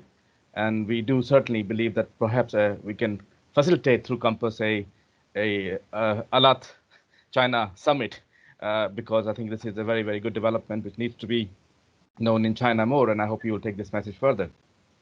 My question very much was along the lines that could you tell us a little bit about are there any specific priorities that BRI has in relation to Azerbaijan, and I mean beyond the oil and gas relationship? So are there any other specific things that were discussed after the 2015 visit of President Aliyev? So we know the general kind of shape of that visit and what was agreed, but are there any developments that took place further after that visit and are going further? And are the academic or analytical institutes like yours are paying attention to that and helping to develop that? And finally, if not, we would like to encourage that. And so that's my word for now. Yes, of course. BRI has closely working together with the Caucasian regions, but we usually put the three countries into a one integrated region, like an integrated hub. We cannot diversify which country is the favorable or with the shortness and the strengths. I think. But it's not like in the Central Asian. Of course, I spend a lot of time working on Central Asian countries. So we know which country like Kazakhstan and Uzbekistan are closely better than the other state countries. So in Caucasian, of course, they didn't have the differences. For example, not only for the Georgia, Armenia, and Azerbaijan, but in my short knowledge about in Azerbaijan, we all know there is the very huge company and BTC pipeline. So this is what with China we first learn about these countries, and also China accepted an international student exchange program. What I could tell you, but in Shanghai cities, there's more than 1,000 Kazakh students, but I couldn't find any Azerbaijan students anymore. But in the Shanghai International University, we only have the 2 Azerbaijan students, but they are, after their graduations, they went to Turkey or working in Turkey company in Ankara University or somewhere in Turkey. I don't know why they don't want to put in, because we know the CMPC and Sinopec has big programs reflecting about the green economy, what the China have facing the climate changes. We are doing a lot of recycling economic. So we want to like greenhouse buildings, green land investment. So we have a lot of projects, but we want to share with the friends, especially from the Caucasian and the former Soviet Union country. What I want to share you about the plan is very comprehensive. We try to, if you come to the Uzbekistan, you can find that the wind energy, we are using the PV or VC, the batteries is very useful, because in China, we want to copy and just achieving to the end of COP26 in this end of the year, because the President Xi Jinping announced that here the 2060 we will achieve the carbon emissions. So I think a green economy also a new aspect. What I would like to want to talk with you for the details working together with the Azerbaijan. Except, of course, oil and gas is very important. But we have to looking at the futures, because the future step is not only for my generation, but also for our next generations. So I think probably in this special sectors, we can work together. So this is the first. And the second, I actually, because I look at the map of the Azerbaijan, where it's located in the middle. So I know a lot of people saw the pictures in Georgia, but never saw, because I think the Azerbaijan is the beautiful countries which were accepted a lot of Chinese tourists to come to visit. We only know the one city of the Baku, but we don't know actually Atlas economic for a trade zone or the other interesting places. So I think maybe the travel agency in Azerbaijan can be presented in China too, because in the last year, more than 120. 2 years ago, the figure is 2019, before the pandemic. I think 120 million tourists from China to pay a visit to all around the world. So of course they want to see the ancient Silk Road countries. So I think probably the tourist is the another steps we can collaborate with each other. The third, of course, in the certain of the agricultures, because the country is also facing a lot of issues regarding the food security. We have a special agent, a special department working on the food security. People are saying that the people living in Azerbaijan, because sharing the sunshines. I think food agriculture working together is the third steps. This is my concentration for this aspect that we can work together. So this is what I want to share you. Of course, Azerbaijan is another stations for the future cooperation for the Chinese companies. Thank you very much. Yeah. Yes.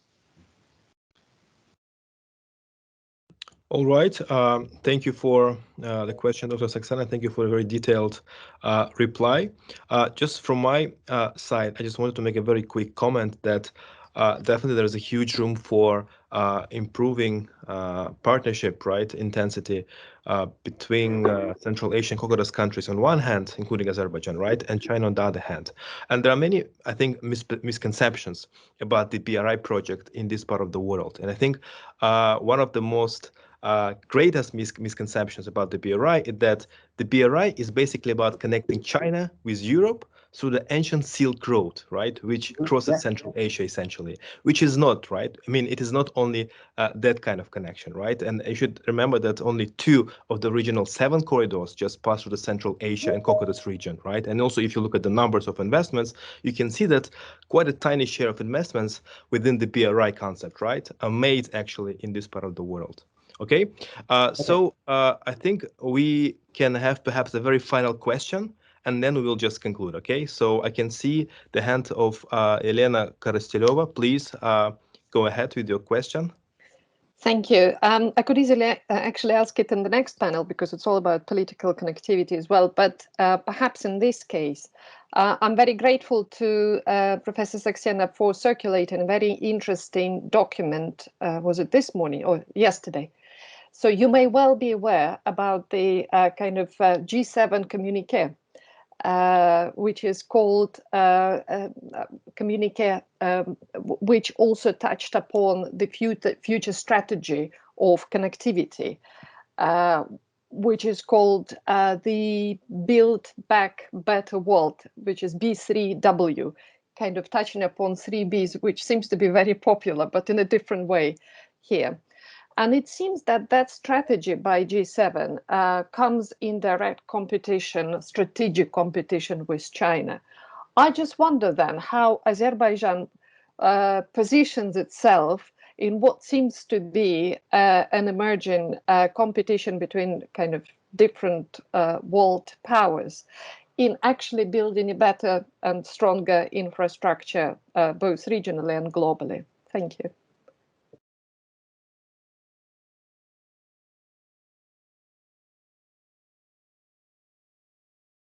Just a question to Azerbaijan side, Lihan Li. I think it's the question to Azerbaijan, but I think Azerbaijani participants, but also, of course, China. May I this question, if you don't mind? I can answer this question. Okay. Yes, sure, please go ahead. Yes, as you have very well mentioned, Azerbaijan is located just right in the middle of Europe and Asia. And again, I would like to remind you about the Trans-Caspian program, which was initiated first in Brussels, and then it continued its way towards Asia. So I think that for Azerbaijan, it actually doesn't matter from which part of the world the initiative arises. The most important for Azerbaijan is to be involved in such kind of cooperation, because we are not only part of the program which is called Trasica or BRI, because we also develop other regional routes such as Lapis Lazuli, for example, the one that comes from Afghanistan, passes the territory of Turkmenistan, then goes through Azerbaijan to Georgia and Turkish ports. We work closely with Russia, India, Iran, and other countries on North-South corridor, which also passes well, let's say, connects Northern Europe to South Asia. And there are other initiatives such as Black Sea, Caspian Sea corridor, which is between Turkmenistan, Azerbaijan, Georgia, and Romania. So from the point of view of Azerbaijan, I can say that, of course, we welcome all kinds of initiatives which are designated to make a better connectivity, to develop the economies of the countries, to bring some added value to the economies and the people of our country and other countries of the region. For now, I think that this is the declaration which was made on G7 summit, but let's see what will be the practical outcomes of this project, and then we can assess it, and then we can measure and assess the role of Azerbaijan. Thank you very much. I'd like to add a very small point to what Rufat just said from the conclusion of the panel yesterday at the end of the day, which I was sharing. One message which came out very clearly is that whatever corridors there are, they have to be complementary. Complementarity of these offers have to be there. So, and that's where the role of Azerbaijan or any country comes in, making sure whatever they're accepting and connecting is not repeating or reducing the value of overall connectivity. How we enhance that by complementarity, and that has to be very clearly, contextualized, and context will come from the countries themselves. And I think that's one of the things BRI always has, at least notionally, offered, and that dialogue must take place now. Right. All right. Thank you then. Thank you for your comments. And I think we can now say that this panel is officially over. Thank you so much, our dear panelists and also participants. And I guess Nargis will announce a few details about the upcoming session, which will happen later. So on my part, I think we are done. Again, thank you, everyone, and see you. Thank you. I think Sorry, I think there is a razor. Ahmet Mallam. Yes, please go ahead. Azərbaycan iştirakçılarına xahişim var. Bir gün bir panel təşkil edeyim. Mən söyleyeyim, izah edeyim. Azad iqtisadi zona nə olan şeydir? Bizi bir də azad ticarət zonasından, azad ticarət limanından səhv salmasınlar. İnanın mənə, keçən ilin əvvəlində böyük bir Avropa ölkəsinin nümayəndəsini aparıblar limana. Yarım saat azad ticarət zonasından haqqında danışıblar. Qaydandan sonra mənə zəng elədi ki, thank you very much. We are not interested in free trade zone. Bye bye. Tamam, anladık. Tamam, çok sağ olun. Çok sağ olun efendim. Nazarallah. Teşekkür ederim. Tamam, çok sağ olun. Bir sesini təşkil edeyim, mən söyleyeyim. Təcrübəm var, biliyim var. Yaxşı, çok sağ olun. Free economic zone, how it was established. How Singaporeans used their experience, how Chinese used their experience to establish free economic zone, not for making money, but for development of their country, of their economy. All right. Çok sağ olun. I think, thank you very much, Valer Madam, for this note. And I think that we have still one question by Munira Hanım, Munira Shahidi. Do you want to ask this question now, or you can keep it for next panel as we are out of time? My question is very short, and I would like to talk with the representatives from China, and that's why I'm I want to give that question anyway. because we raised it long ago, talking about Belt and Road initiatives being in Minsk, and raised the problem of the lack of intercultural communication of China and Central Asia further on. And we were asking about, and in 16th, when we had our project on music of the New Silk Road, we asked Chinese embassy here in Dushanbe to help us to organize bringing Chinese opera to Dushanbe, but there were no answer and still no very much openness for intercultural communication. What is your vision on that? I would like to ask, and thank you very much, Li Fan Li, for joining us, and for my late question, maybe, but still, I would like to use that moment to clarify a little bit about intercultural communication, China, Central Asia, and further on to Caucasus and Europe. I think intercultural interactions between China and the former Soviet Union has been actively working together. If you look at we set up a lot of like Silk Road movie festivals, which we had a lot of actors from the Central Asian to come to China, because each 2 years there runs movie festivals. For example, Chinese very famous composer, Mr. Xian Xinhai, he spent mostly his life in Almaty in Kazakhstan. For this special reason, we featured a special film in Kazakhstan, and which presented in Chinese media, in Chinese in the movie. This movie has been appeared in all over the country in China. So I think this is why we know this is the country Kazakhstan served over composer Xian Xinhai in Central Asia.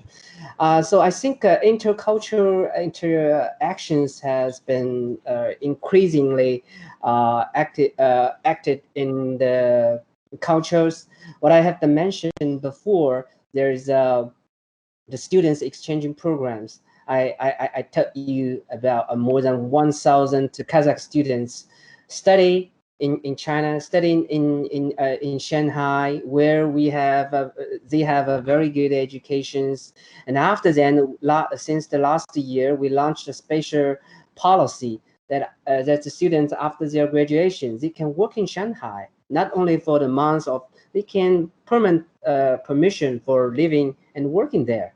So I think a lot of them stay there because they find that the Chinese culture is very good. Of course, we have students studying, I think, in Turkey, in Azerbaijan, but this is very less. I think students in China. So we try to figure out how we can promote it over Chinese students to learn more from the country and the Asian Silk Road countries. So this is what we are doing that. As our academy, we are academy supported. We will have you, if you have any interest, we will have you as a visiting scholar to come to China. Of course, we have a pleasure to have all of you. Thank you. Thank you. Thank you. Thank you very much. Thank you very much for question. Thank you, dear experts, Elnur Malim, Valek Malim, Elshad Malim, Dr. Li, for your time, for sharing your impressions, your views, and responding questions. And now I would like to proceed to our next panel, which is mostly dedicated to how to keep political stability in the region and the resilience in Eurasia, critical connectivity. And speakers for this panel, we have Professor Rosa from Belarusian State University, Dr. Akram Umarov from University of Uzbekistan of World Economy and Diplomacy, Dr. Kavus Abushev from other university, and Eugene Josofsky, non-resident fellow with the New Lines Institute in Washington, D.C. And now I would like to give floor and moderating authorities to Dr. Irina Petrova, who is GCRF Compass representative. She is a postdoctoral research associate, leading on funding and publication initiatives as a part of the GCRF Compass project at the School of Politics and International Relations in the University of Kent. Irina, please, floor is yours. Thank you very much, Nargis. And if I may ask our panelists to switch on your cameras so that we could see you. And basically what we are now doing is moving on from the economic connectivity to political aspects of connectivity, which we already started doing, I think, in the previous session. And also we talked about it yesterday a little bit.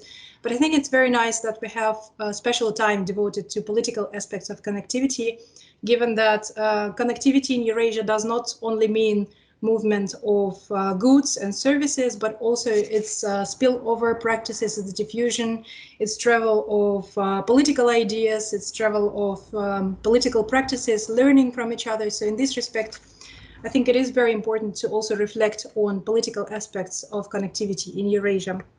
And as Nargis said, we have several speakers, and what I'd like to do is to sort of give a couple of general questions to guide our discussion, and I think basically you will cover these questions to this or that extent in your presentations. But basically, two major questions I'd like to discuss in this session is, first of all, what are the political implications of re-emerging connectivity in Eurasia? And here we can talk about challenges and opportunities of political aspect of connectivity.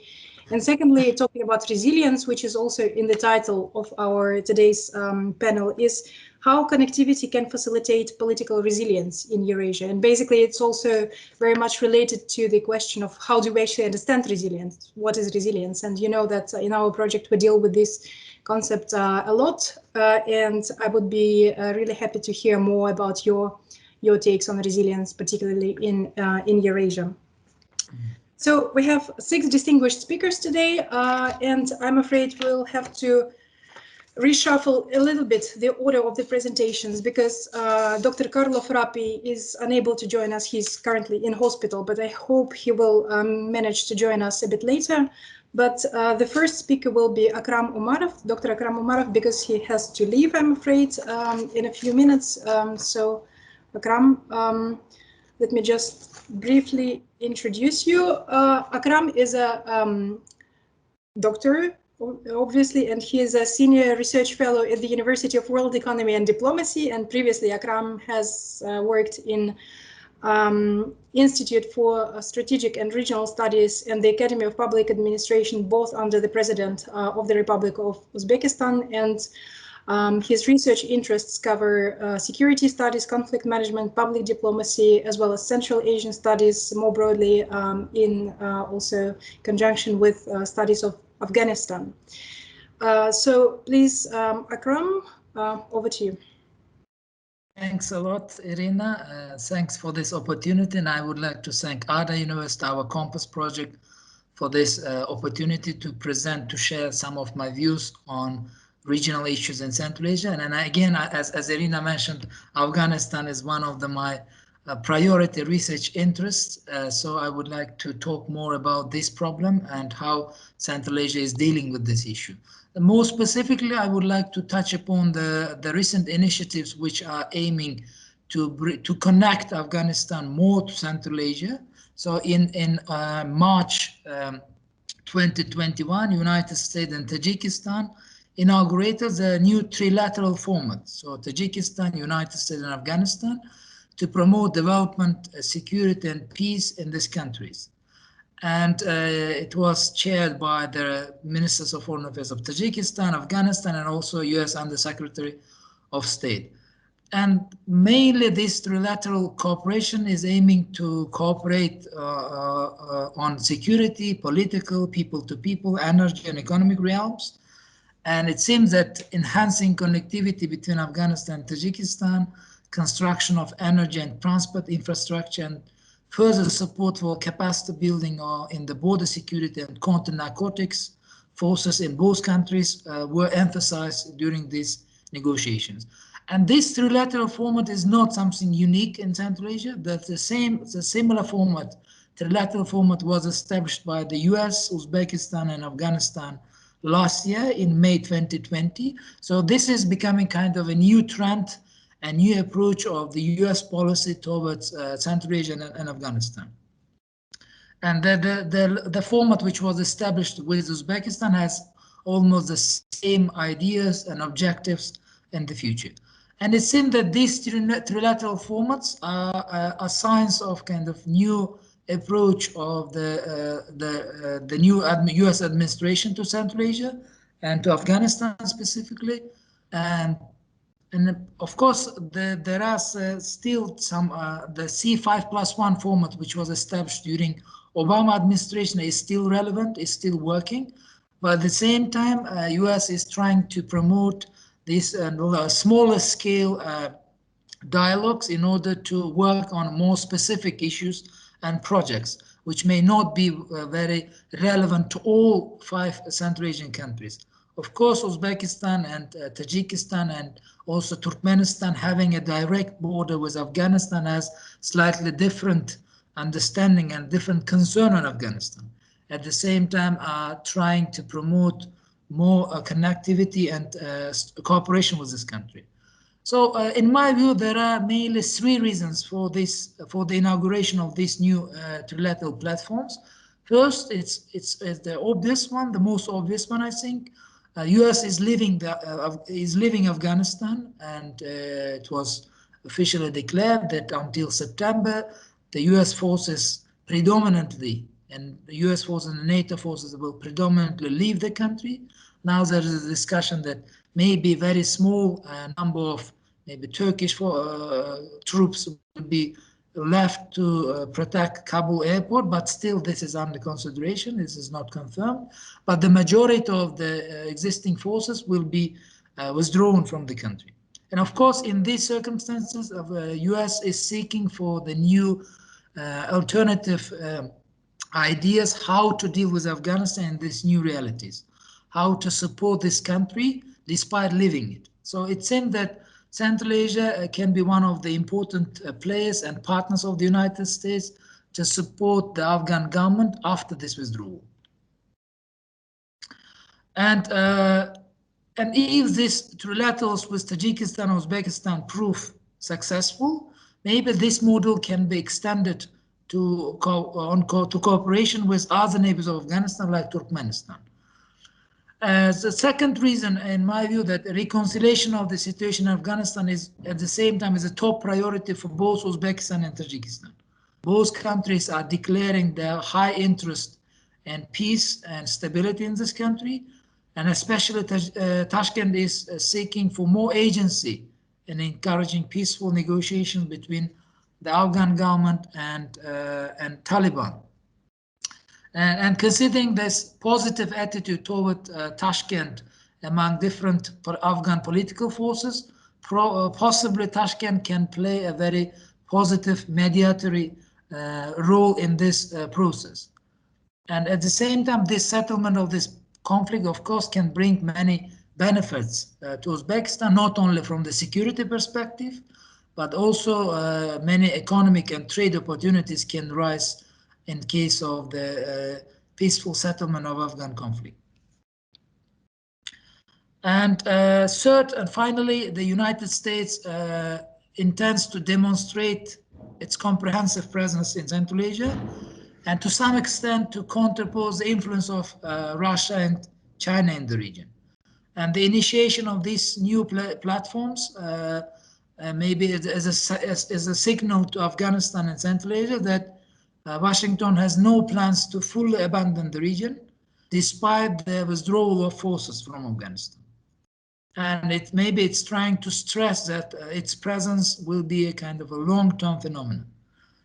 And of course, this is this commitment is important for the region, considering the increasing role and activity of other external forces, and considering this long-term tradition in Central Asia to promote multilateral and balanced foreign policy with all major foreign actors. And the US presence is important in this term as a kind of counterbalancing factor for the rising influence and presence of other important actors. And this will help to the region to construct more balanced and predictable relations and avoiding kind of over-dependence on one of them. But what is important for these trilateral dialogues? It's important to achieve tangible results in a short and medium-term period, because Afghanistan and Central Asia are in dire need of effective and positive outputs from these perennial discussions and negotiations around the Afghan conflict. And if we just briefly look on the history of Afghanistan, we can see so many different initiatives, platforms, contact, coordination groups, quadrilateral, trilateral, multilateral formats, but which were ultimately not very productive. So most of these initiatives could not reach their declared aims because they suffered from inadequate coordination and leadership and were fractured by the participants' contradictory interests. So it's very important to reach kind of very tangible results, to build some needed infrastructure, to connect Afghanistan with Central Asia. And I'm not talking about that just physical connectivity, but also we need to enhance our cultural, educational, people-to-people connections. And in these terms, I think Central Asia can be a good kind of bridge for Afghanistan to reach other neighboring regions, like South Caucasus. So considering our the current development of transport corridors from Central Asia to Europe via South Caucasus, Afghanistan can possibly benefit from this cooperation with Central Asia, which will open the new way to reach the Europe and Western world via Central Asia. So this is kind of the end of my short presentation, and I would like to leave more time for our discussion and the next speakers. Thanks a lot. Thank you very much, Akram. Very interesting presentation, and you already touched upon the very complex interdynamics of global and local actors. I think this is basically the core of our today's discussion. I only have one sort of follow-up questions since you would have to leave. You mentioned that it is important to achieve positive, tangible results as soon as possible. What are the initiatives you can see as this kind of positive, tangible results which could be achieved in a relatively short time span? So we should divide kind of long-term projects and short-term ones. So now Uzbekistan is working on the kind of long-term project of building a railway crossing Afghanistan. And it's again a unique thing considering the current uncertainty in Afghanistan. Despite this very high uncertainty in this country linked to the withdrawal of Western forces, Uzbekistan is still continuing its work on this railway project. But of course, it's not something we can build in 1 year or 2 years. It's a more kind of long-term project.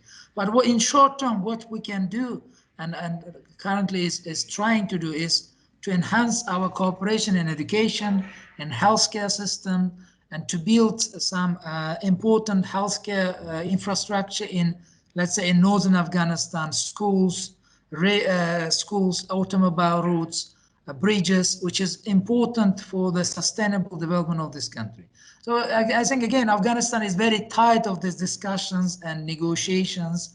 Everyone is saying that we are ready to support Afghanistan. Everyone is saying that we are ready to give some funds, aid to this country. But at the end of the day, this money are not reaching the ground. Yeah, and this is, I think, major problem. And we should think more about helping local communities and to support them, and to try to build what we very often discuss in our Compass project, resilient local communities. Thank you so much. And our next speaker is Professor Rosa Doradecova, who I think agreed with your latest last statements. So Rosa, if you would like to perhaps comment on this as well, that would be nice. Just a short introduction. Professor Rosa Doradecova is an associate professor and director at the Center for Eurasian and European Studies at Belarusian State University. Her research of expertise is Eurasian Economic Union, but also political transition in Central Asia, as well as Islamic factor in the region. And Rosa is a very active contributor to the Compass project since the beginning of the project. And I would also like to mention that next week on Thursday, Rosa will be presenting in the Work in Progress seminar, also at the University of Kent. And if you are interested to hear more about integration in Eurasia, Rosa will give an in-depth presentation there for 40 minutes or so it will be also an opportunity to discuss. But now, Rosa, if you have some insights into political aspects of connectivity in Eurasia for about 10 minutes, that would be nice. Thank you. If you see my presentation, it's my topic, Eurasian Economic Union, agenda for the chairmanship of Belarus in 2020 and Kazakhstan in 2021. And let me start. The institutionalization of the Eurasian Economic Union continues to develop. Despite the conflict interests of the participating countries, Russia acts as a center of attraction of economic interaction and as a political senior partner.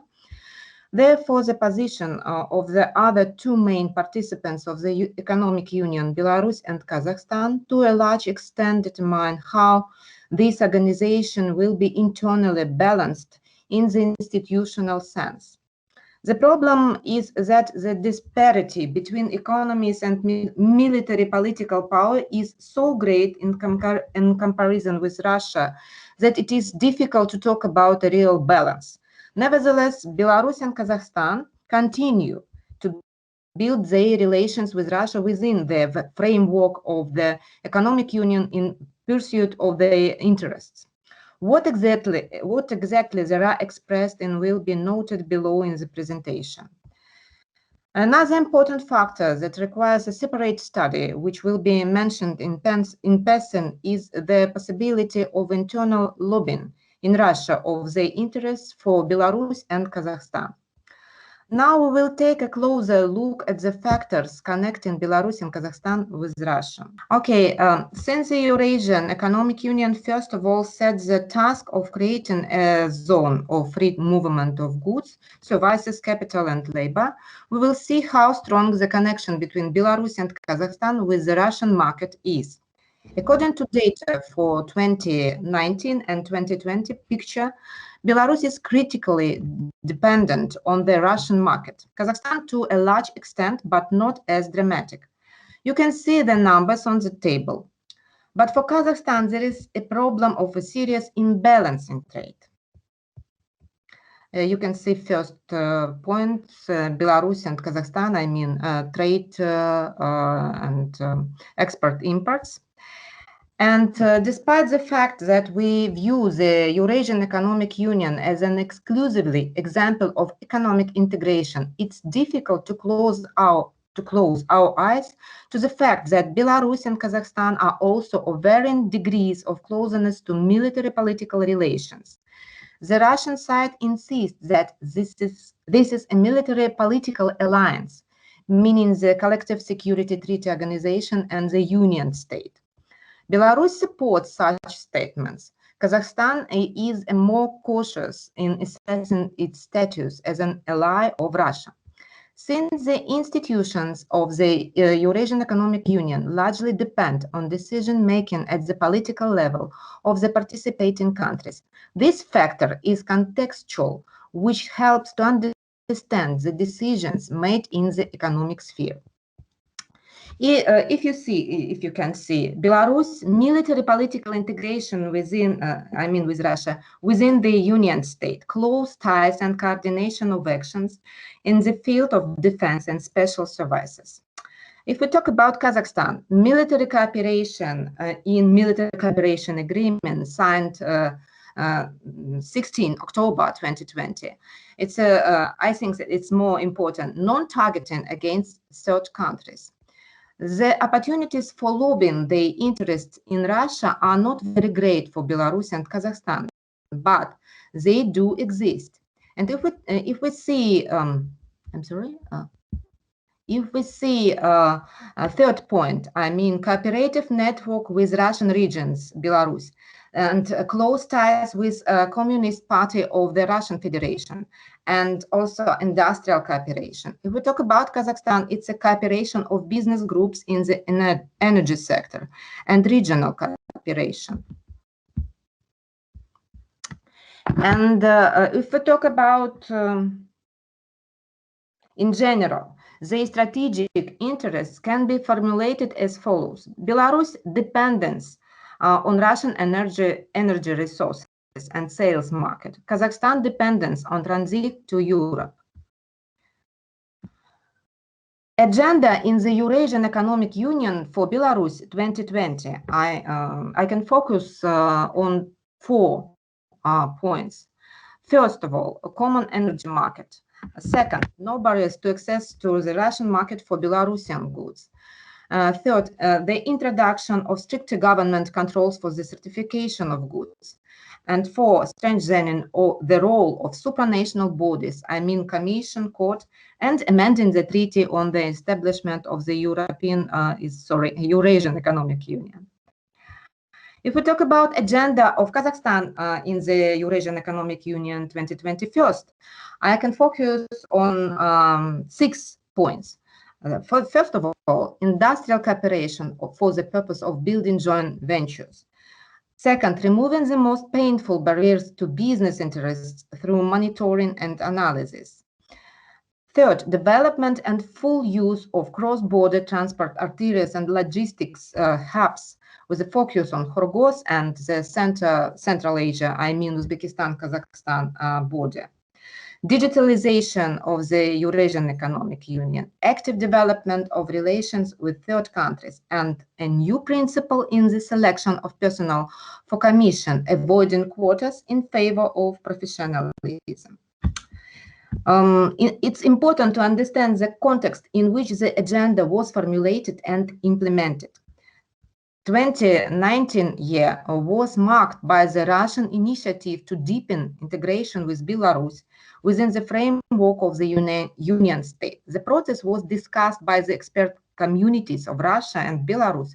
However, the lack of information did not make it possible to make a forecast regarding the goals of integration. Falling energy prices, tougher sanctions against Russia, and retaliatory restrictions, the US trade war with China, and uncertainty in international relations in the context of the Trump administration's policies. The Belarusian agenda in the Eurasian Economic Union was presented in January 2020, but already in February 2020, it became clear that Kazakhstan does not support the institutional proposals of Minsk. If I talk about another events this year, Belarus had plans for deeper development of economic cooperation with China. Xi Jinping's visit to Minsk and an agreement on investment cooperation were being prepared. The COVID-19 factor had a dramatic effect on these plans and in general on the position of economies and societies in the Eurasian Economic Union.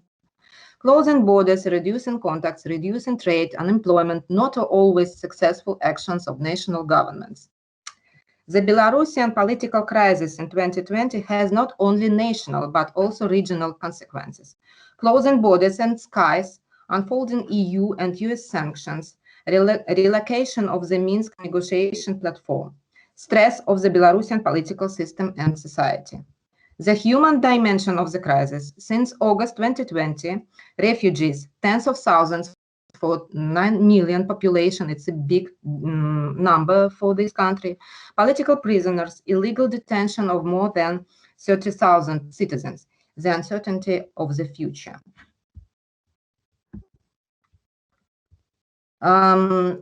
all of the above, I draw the following conclusion regarding the differences in the integration agenda of Belarus and Kazakhstan. Kazakhstan is interested in way out of continental isolation and industrial cooperation. Belarus is interested in access to the markets of Russia and Kazakhstan, Eurasia in general. Kazakhstan focuses on soft institutional capacities of the Eurasian Economic Union. Belarus advocates tougher institutional changes. Kazakhstan takes a depoliticized approach. Belarus is interested in emphasizing the political element in order to strengthen its position. Thank you. That's all I wanted to say. Thank you so much, Rosa. Very interesting. I'm afraid that usually in political science and international relations literature, these kind of aspects are not really covered. So I think it's an understudied area. So thank you very much for this presentation. The next speaker is Kavuz Abushev, and then we have Eugene Josofsky. So Kavuz, if you're here, can you please turn on your camera?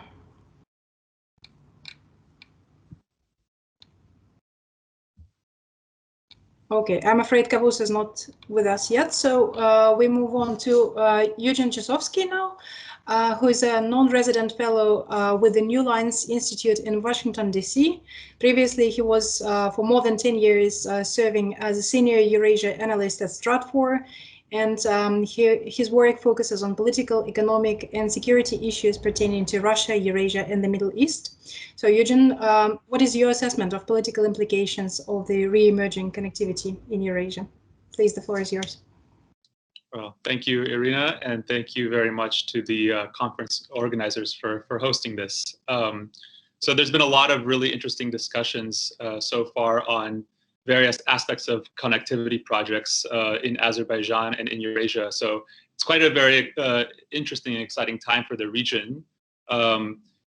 And really, I think from a geographic standpoint, projects like roads, railways, pipelines, airports would really capitalize on the strategic transcontinental location of the Caucasus in between Europe and Asia, with large markets in virtually all directions, with EU and Turkey to the west, Russia to the north, Central Asia and China to the east, and then Middle East and South Asia to the south. So, but at the same time, we've seen the various political and health-related challenges. Obviously, the COVID-19 pandemic has shown the limitations, I think, of economic development in this period, and really highlighted the importance of digital connectivity when such traditional connections are undermined. And I think that the Caucasus is really well positioned to serve as not only a trade and transit hub, but a digital hub as well. And we've seen this in initiatives like the Digital Silk Way project by Nextel Holding, which aims to bring high-speed internet access and build modernized network infrastructure throughout the region. So taken together, all of these projects can bring really significant economic potential to the Caucasus as a corridor and economic hub. But of course, you can't separate these economic and connectivity projects from the political and security realities of the region. So I think both within the Caucasus and the broader region, there are a number of such challenges and constraints towards these projects. One issue is, the Nagorno-Karabakh conflict, which right now we're in this post-conflict environment. And initially there was a lot of promise of transitioning from military hostilities to building regional connectivity. And we saw this in the meeting between Putin, Aliyev, and Pashinyan in the beginning of the year to form a working group on regional economic and transport infrastructure projects. However, there's been an uptick in cross-border hostilities in recent months, and Armenia actually suspended its participation.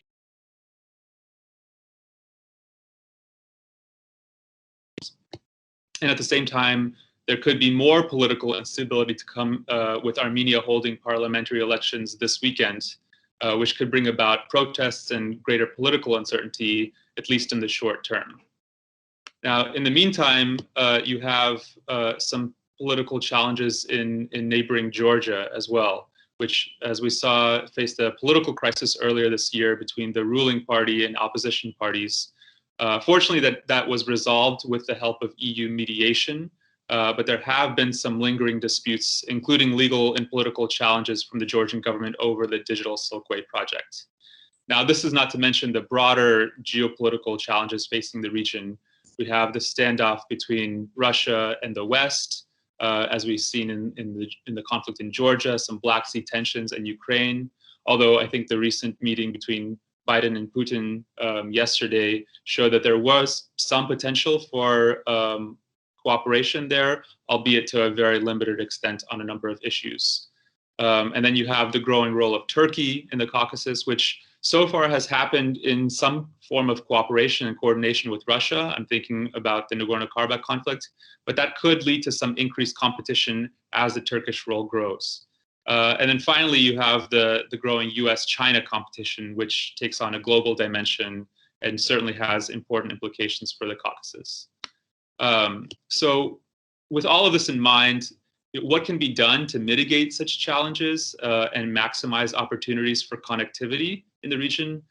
Well, it's a bit of a paradox, right? Because on the one hand, connectivity projects can lead to concrete economic benefits and promote political stability in the region. But on the other hand, you need political stability in order to see these connectivity projects through and then expand them in a stable and more predictable capacity. So I think ultimately it's important for both the Caucasus countries and the various external players from the US to China to Russia to do their best to work together towards common interests and for mutual benefit. And we've seen some hints of this recently, as I mentioned, in the summit between Biden and Putin, while also acknowledging the various political differences and geopolitical constraints that each of these parties are operating under, rather than falling prey to zero-sum competition and conflict. So I think only in this way can connectivity projects, whether that's road, rail, pipeline, digital, that way they can promote political stability and economic prosperity in Eurasia. And I'll leave it there for any questions and to give more time for the other speakers. Thanks. Thank you very much, Eugene. And $1 million question I think you ask is to what extent political cooperation is actually possible in the region and in the emerging multi-order world. But I think we'll come back to this question after the next presentation. Dr. Kavus Abushev. Kavus, if you're here, please join us. Kavus Abushev received his PhD in political science from the University of Münster in Germany, and he later completed his postdoc at the Center for International Studies at MIT. Kavus' research focuses on security studies, ethnic civil wars and state building, and also I would like to mention that Kavus has been an active Compass member participating in data collection stage, which was extremely important for our project. And so Kavus is very well positioned to talk about political connectivity. Kavus, please, over to you. Well, I've had the pride of saying that I've been using a very old computer since 2013, and I've had zero problems with it. But this pride was disturbed today during this panel. The title of our panel is Political Stability and Resilience in Eurasia, and I'm going to speak about particularly state weakness in this context. So political stability and resilience and state weakness, related to it is state weakness in Eurasia. Overall, I think today we cannot really separate the two. Political stability and resilience are integrated. In other words, what I'm saying is that the two are inseparable, and it is actually the societal resilience that contributes to political stability. We can no longer say that the state is strong if it doesn't have a strong civil society. So these notions are not separable, that there is a strong, and that goes to the theoretic framework suggested by Barry Buzan in 1990s, where he suggested in his People, States and Fear book, he said, a strong state is not the one that has a lot of military hardware and so on and forth, or let's say a lot of cash in its budget. A strong state is the one that is in harmony with its its society. That is, of course, on top of the Weberian definition of strong and weak states, which is basically a strong state is the one that that carries out its functions. In other words, it provides the most essential public goods such as security, healthcare, and so forth. But I think Buzan's concept of strong state is very relevant here. And taking that concept or conceptualization, we can say that yes, resilience is a part of political stability. Yes. Resilience and political stability go in tandem. Now, when it comes to Eurasian states, in particular, I have two hypotheses here. And my first hypothesis is that we thought, not we, I mean, a lot of literature actually treats Eurasian states or states, the post-Soviet states, as weak states. Yes. They're weak, although a lot depends on the definition of the weak, how we define the weak. Yes, they're weak because they're not democratic, they're not carrying out their functions properly. Sort of they're weak. I mean, most of the mainstream literature on state weakness or state capacity emphasizes the Weberian approach. Yes, we remember Max Weber's definition of the state and the functions that are expected from the state, and these states are not carrying out these functions. Now, my study actually, this is my paper is, I mean, my presentation is based upon a research paper that I'm working on currently. And that's why I'm saying my study challenges that in two ways. First, I think a lot of change has occurred in the resource-rich countries of the post-Soviet space. When we look at countries like Azerbaijan, Kazakhstan, Russia, we see a tremendous progress in state building, in the capacity of the state institutions. So we think of Azerbaijan state institutions before the oil boom, and we think of Azerbaijan state institutions such as police, such as tax systems, such as many things. You know, many institutions, we see a fundamental progress, and that progress is largely a result of the cash available from the petrodollars. Yes. So that is very much in line with Jeffrey Sachs's famous point that actually it is money or cash, it is the financial resources that creates capacity, not vice versa. Yes, because other studies like ones by Ajamola, Robinson, and others, they emphasize that if you democratize, you're going to have a lot of cash. There will be FDI flowing in. Yes. Or if you build proper institutions. But his point is very simple. You cannot build institutions if you don't have the cash.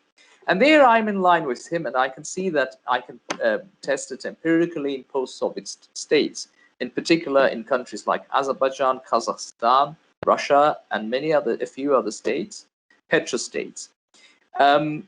We can also see that, or we can observe that to a lesser extent in countries like Georgia, where reform was possible and state institutions could be reformed despite the absence of the resources. But that is a different story, because in Georgia, the reform was possible, actually was exactly possible because there was no cash, because there was no competitive process over cash. That is my first hypothesis about the petrostates. So what I'm saying is that post-Soviet states are not as weak as the literature depicts them.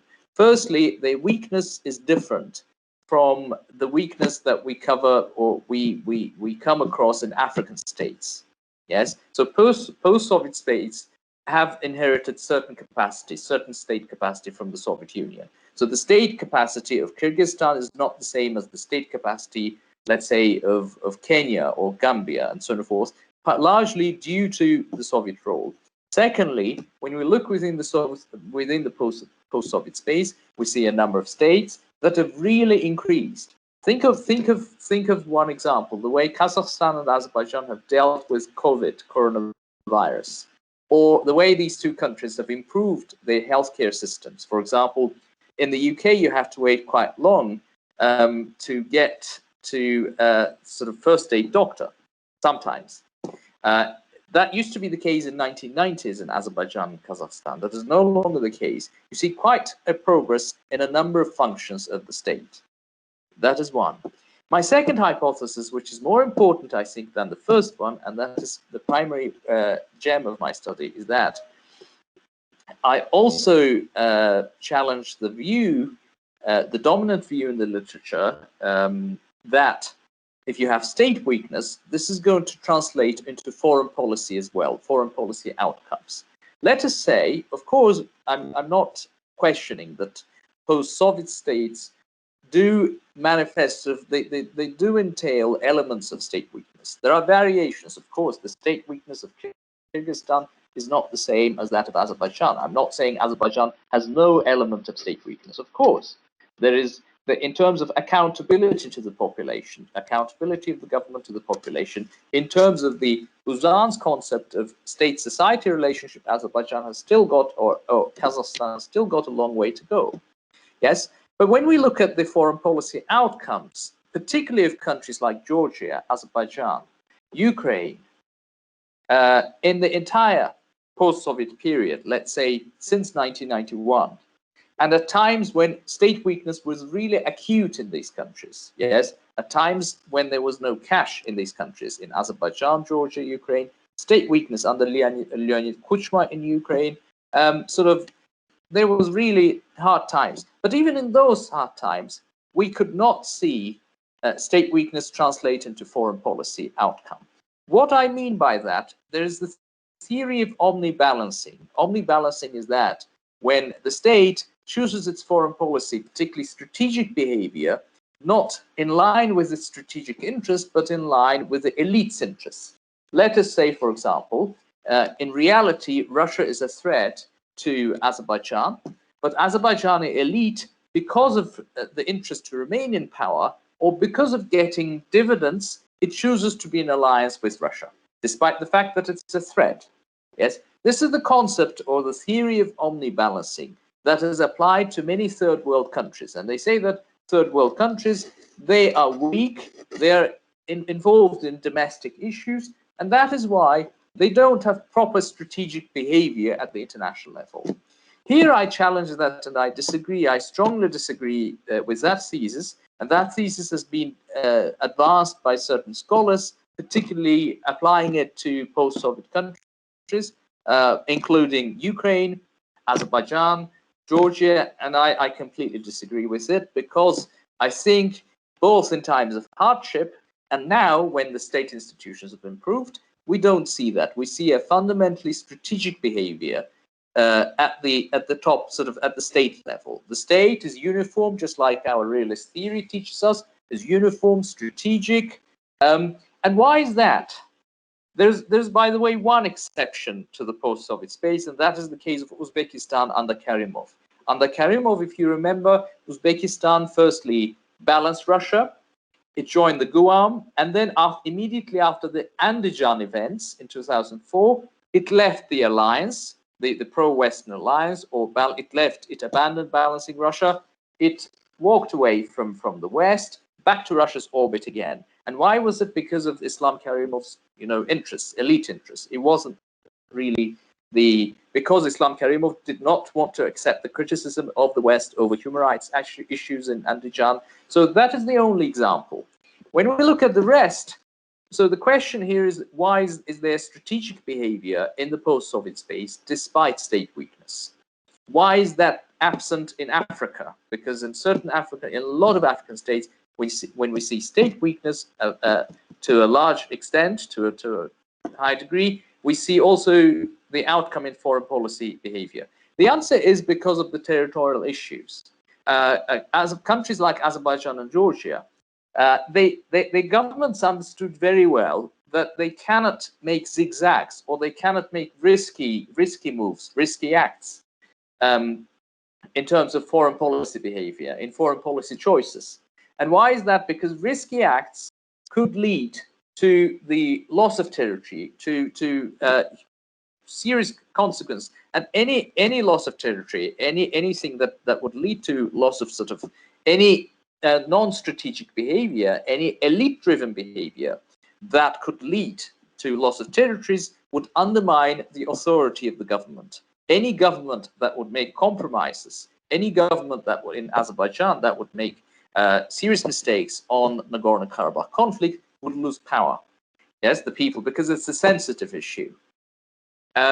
So that is the reason why Leonid Kuchma, despite state weakness, but despite the need, perhaps Leonid Kuchma would actually love to jump into Russia's orbit, but he was behaving more or less rationally because of the territory, because of the threat of territorial issues. And that threat was making the behavior of the state uniform, strategic. In other words, it was behaving just like the realist theory teaches us, in a very uniform way. And this challenge against the omnibalancing theory, it actually goes back to the realist theory, saying that actually realist theory was correct about all states, including that the deviation, we don't see much deviation here, particularly in the post-Soviet space. That's all I wanted to say. I hope I can share the outcome of my research with the rest of the group. Thanks for your attention. Many thanks, Kavus. And I already can see it's a beautiful piece, so we are looking forward to reading it. And I can see that it also triggered a lot of questions, I think. And the first question was from Rufat Bayrama. Please, the floor is yours. You need to unmute. Thank you very much, Kavus, for the presentation. I would like just to take this opportunity to argue some points and maybe to stress some other points that I think are important to mention. It was very interesting to see the comparison of post-Soviet countries to African countries, but I think while making such kind of hypothesis or making the series of state development or state strongness or weaknesses, we should take into account the science which is called history, because each nation, each culture has its own, let's say, historical memory, which is very important when we're talking about the government or about the state, and especially the states which are in the Caucasus region. As you know, Caucasus is the cradle of many ancient civilizations and many states which existed here for thousands of years. And of course, there is a, how to say, genetic memory of the people who inhabit this area. I would strongly recommend you to read the book, which is written by Lev Nikolaevich Gumelov about the theory of ethnogenesis of the Caucasus region and of the population of the Caspian Sea countries, in order just to understand what are the traditions of these people and what is the correlation between people, government, and those people who are elite in the government. I would also like to argue the thesis about the petrol money making strong countries, because there are many examples in Northern Africa, in Middle East, where huge amount of petrol cash didn't help a nation to build a strong state, let's say.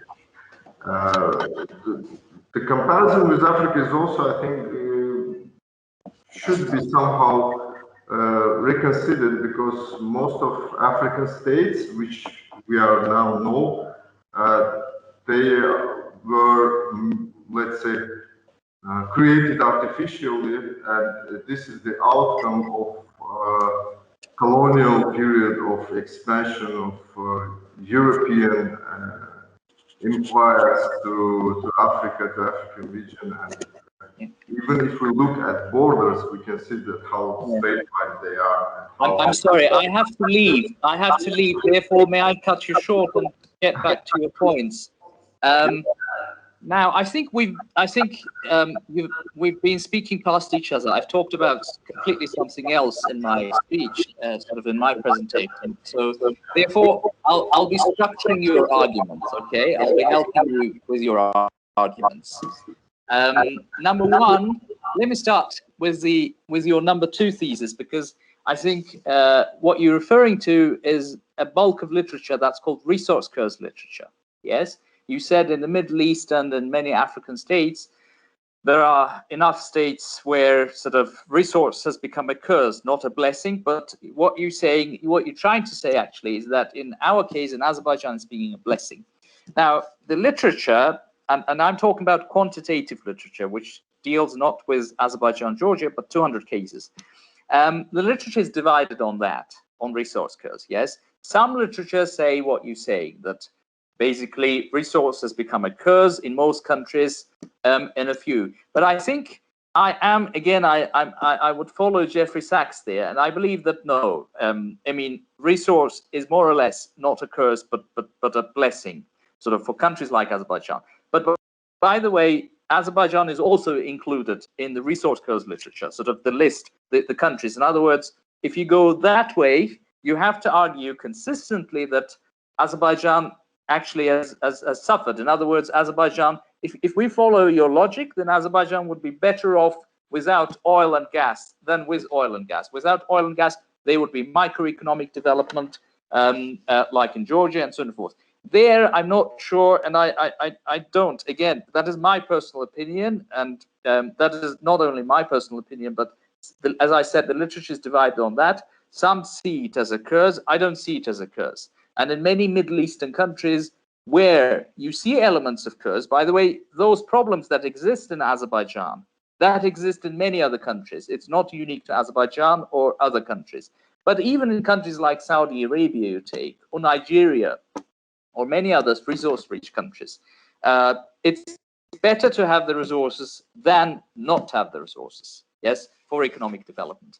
On your culture hypothesis, I don't know what the relevance of that is to what I was talking about, but I can structure your argument this way, that there's a lot of literature as well on the issue that when you talk about state weakness, and when you say that state is weak and so on and forth, you have to take into consideration the socio-cultural context. Yes, it's easier to sit in London or in Berlin and say, well, you know, Kenya is weak, Kenya is not doing that and this. Well, it took London, or it took Britain and Germany and other countries in the West 400 years to achieve the current level of statehood. Yes, and then you expecting that from those countries within a short period of time. So that is the argument in favor of that. Artificial boundaries in Africa, well, any boundary is artificial. Which boundary? What do you mean by artificial boundaries? Are you referring to Stephen van Evere's ethnic point? So in other words, are you trying to say that boundaries are natural if they overlap, if the state overlaps with the group, sort of with the ethnic group in it? If you follow that line, 80% of modern state is actually 80%. I mean, only states like Armenia, perhaps Israel, not even Israel, Armenia, and a very few states would meet that criteria. So most boundaries are artificial.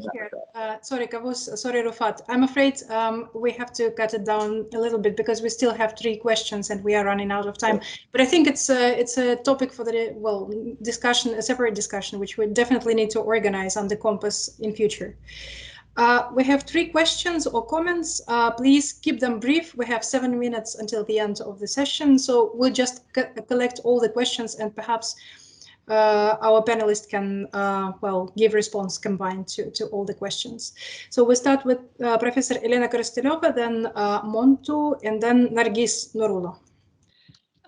Thank you, and thank you to all the speakers. And Kavus, definitely with your paper, please give it to our whips, because we would be able to shred it to pieces. No, I'm joking, actually. It's a fantastic paper and lot of interesting thought-provoking thoughts there. I would like to actually probe into the $1 million statement that is by Eugene and some previous speakers yesterday as well, in terms of suggesting that we need political connectivity, i.e. working together towards the common good. That is absolutely fantastic aspiration. But at the same time, my question is it a wishful thinking at the same time? Thinking, look, in the current climate, what we see is that international liberal order is fragmenting, even if the US is allegedly back. Look at the US, China, EU, China kind of frictions. And more importantly, I was really unimpressed with G7 statement on 3 Bs, building back better? Are we building it back, looking into the past, or whatever it is? So how is that we're going to work together when all these strategies are absolutely incompatible and uncomplimentary? And who actually is left in between is these poor players who needs to make really the best of this all. So how is it going to work? $1 billion question to this to the statement posited before. Thank you. Thank you very much. I hope we will come back to this after Montu's remark and Nargis as well. Montu, please. Yes, very. I mean, same as Elena. The whole point being that the building back here means that building ourselves back into the hegemonic position, which we seem to be slipping away from our hands. That's the only thing I read from that. Nothing else. Yeah. In terms of reality. But let's see what comes. And my very simple thing with Kabus was that, of course, we have a lot of things there to discuss and much more in agreement than disagreement. I just wanted a simple informational point. Islam Karimov did not walk back into Russian sphere. That did not happen. Uzbek proximity from Russians have remained more or less same throughout his rule and the current rule. The walking away from Americans did not mean walking into Russian sphere. Of course, Russia made a lot of noise about how this is the case, but if you look at Uzbek policy, Uzbek statement, what actually happened, you will find very little evidence of that. Uzbekistan always remains quite reticent in how they work with other powers. They're still very much a bilateral. They're developing a more multilateral aspect of engagement. But yeah, that was just kind of that example doesn't sit in with what you're trying to explain. While others do very well, other examples are very good, very well placed. So I'll stop there for the moment. Yeah. Montu, just a brief remark, but I mean, my judgment is based. Okay, qualitatively, perhaps that's correct, but Islam Karimov, after Andijan, he started rapprochement that ended up in Uzbekistan getting back to CSTO. No, they never have gone to CSTO. They've never been. No, but they okay. They were negotiating this, and no. That's the whole point. That is misquoted in literature all the time. Uzbekistan will not join CSTO, and that is the fundamental crux of what my statement was.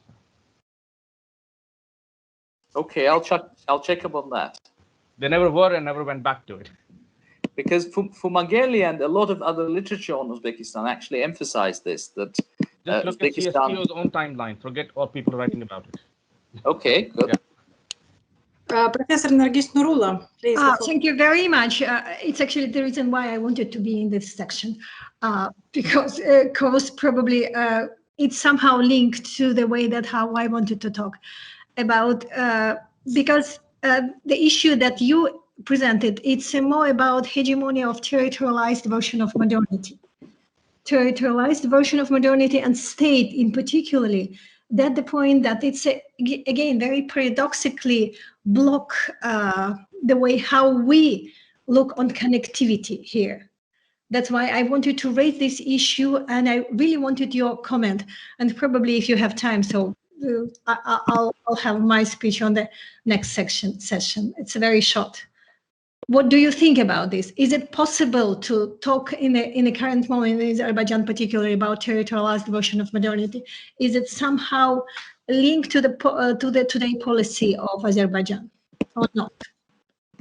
Well, if you can explain that further, what you mean by territorialization versus modernity, then I can answer your question better. No, it's not about versus of modernity. It's about territorialized version of state that we have now. It's probably as a result of 250 years. Okay, I got you. We have entities like, I mean, the state is sort of, the modern state is a Westphalian state that we have, and there are postmodern entities like the European Union. But the dominant state is still the Westphalian. So EU is far from being, with all due respect to Elena, EU is far from being sort of in its endpoint. It is in a dialectic process, I think. And now with Brexit and all those questions. Therefore, that's a very good point, because what you're saying is that basically, let's say if we didn't have a Westphalian concept of statehood today, if the statehood could change, transform, and the nationhood as well, Would Azerbaijan's priorities change? I doubt it, because there I would go back to the earlier point on history, and I think why, for example, Karabakh and other territories are important for Azerbaijan is for a number of reasons. Even you can explain that with modernity as well, because there are people living, people have the right to abode, the right to live there, or from a historical point of view, people view it as a homeland. So I think even if the modern state were different, these priorities would still stay the same. However, I think and here post-structuralists like Elena would I think welcome that, because I think the way we think of concepts and the way we think of a number of phenomenon like nation, state, and we take it for granted, it is largely guided by the framework. We have a particular understanding of the state, and we say territorial integrity is important. In other words, if you change that and if you took it out, many things would be different. Many things, you might not have conflicts, you might not have it would be perhaps a different world. Yes, and in that regard, the answer to your question is yes and no. But yes, because these priorities were still the same. No, because once you change the framework, many things keep changing as well. Okay. Thank you so much, Carlos. I think we will continue discussing this topic in the next session. I would like to give the floor now to Eugene and to Rosa. You have 2 minutes to address the questions, and I understand the questions were quite tough. So the first question, well, asked by myself and Elena as well, is we've been talking about the complementarity which needs to be enhanced, but how do you actually do this in view of the fact that, well, we see the divergence in values, divergence in preferences, and, well, et cetera, et cetera. How do we actually achieve it? Sure. So yeah, to address Elena's $1 million question, I mean, it's true, you know, working towards the common good, how I should say that I you know, follow that statement within the political constraints and within the, you know, the acknowledging everybody's interests. And I think that the Biden-Putin summit is actually a pretty good example of this, because there was no expectation that there's going to be some kind of major strategic breakthrough, but there were points of practical cooperation, you know, on things like nuclear security, cyber attacks, that remain to be seen whether it will be successful or not. But at least they identified things that they have in common, and they communicated that directly. I think, unlike the US and Russia, which have a lot of reasons that it won't work out, you know, when we're talking about connectivity projects in, you know, in the region, in the Caucasus, especially I'm thinking the, you know, disputes between Azerbaijan and Georgia, for example. I mean, there's concrete economic benefits there, and that's not to dismiss the political and even legal challenges there. But I think if it's very specific and it's communicated very clearly what there is to gain, while acknowledging those political constraints, I think that there can be some progress in the future. Thank you very much. Rosa? Before Rosa will speak, I'm afraid that we need to finalize this panel. We are out of time. Dramatically. Yeah, as I said, we already discussed it with Nargis Nurullo, and basically her presentation will be the natural continuation of this topic. So I think we'll just gently move on to the next session in 15 minutes break. Nargis? I'm afraid that we do not have time for break anymore. So if participant speakers do not mind, we will immediately jump into the final, no less important panel, which is dedicated to connecting hearts and minds, the relevance of intercultural connectivity. And here we have speaker Dr. Nargis Nurullo, who already gave some hints from her presentation. Then we have Prajakti Kalra from University of Cambridge, Dr. Anar Veliyev, other university's dean, will also join us, Dr. Farukh Salimov from Tajik National University, and Dr. Artem Nazarenko from Belarusian State University. And our moderator for this panel is Dr. Muzaffar Kutlay, who is GCRF Compass Project postdoctoral research associate. and she's dealing with policy impact and research integration. So, Muzaffar, you are hosting, you are boss of this panel, please. Floor is yours.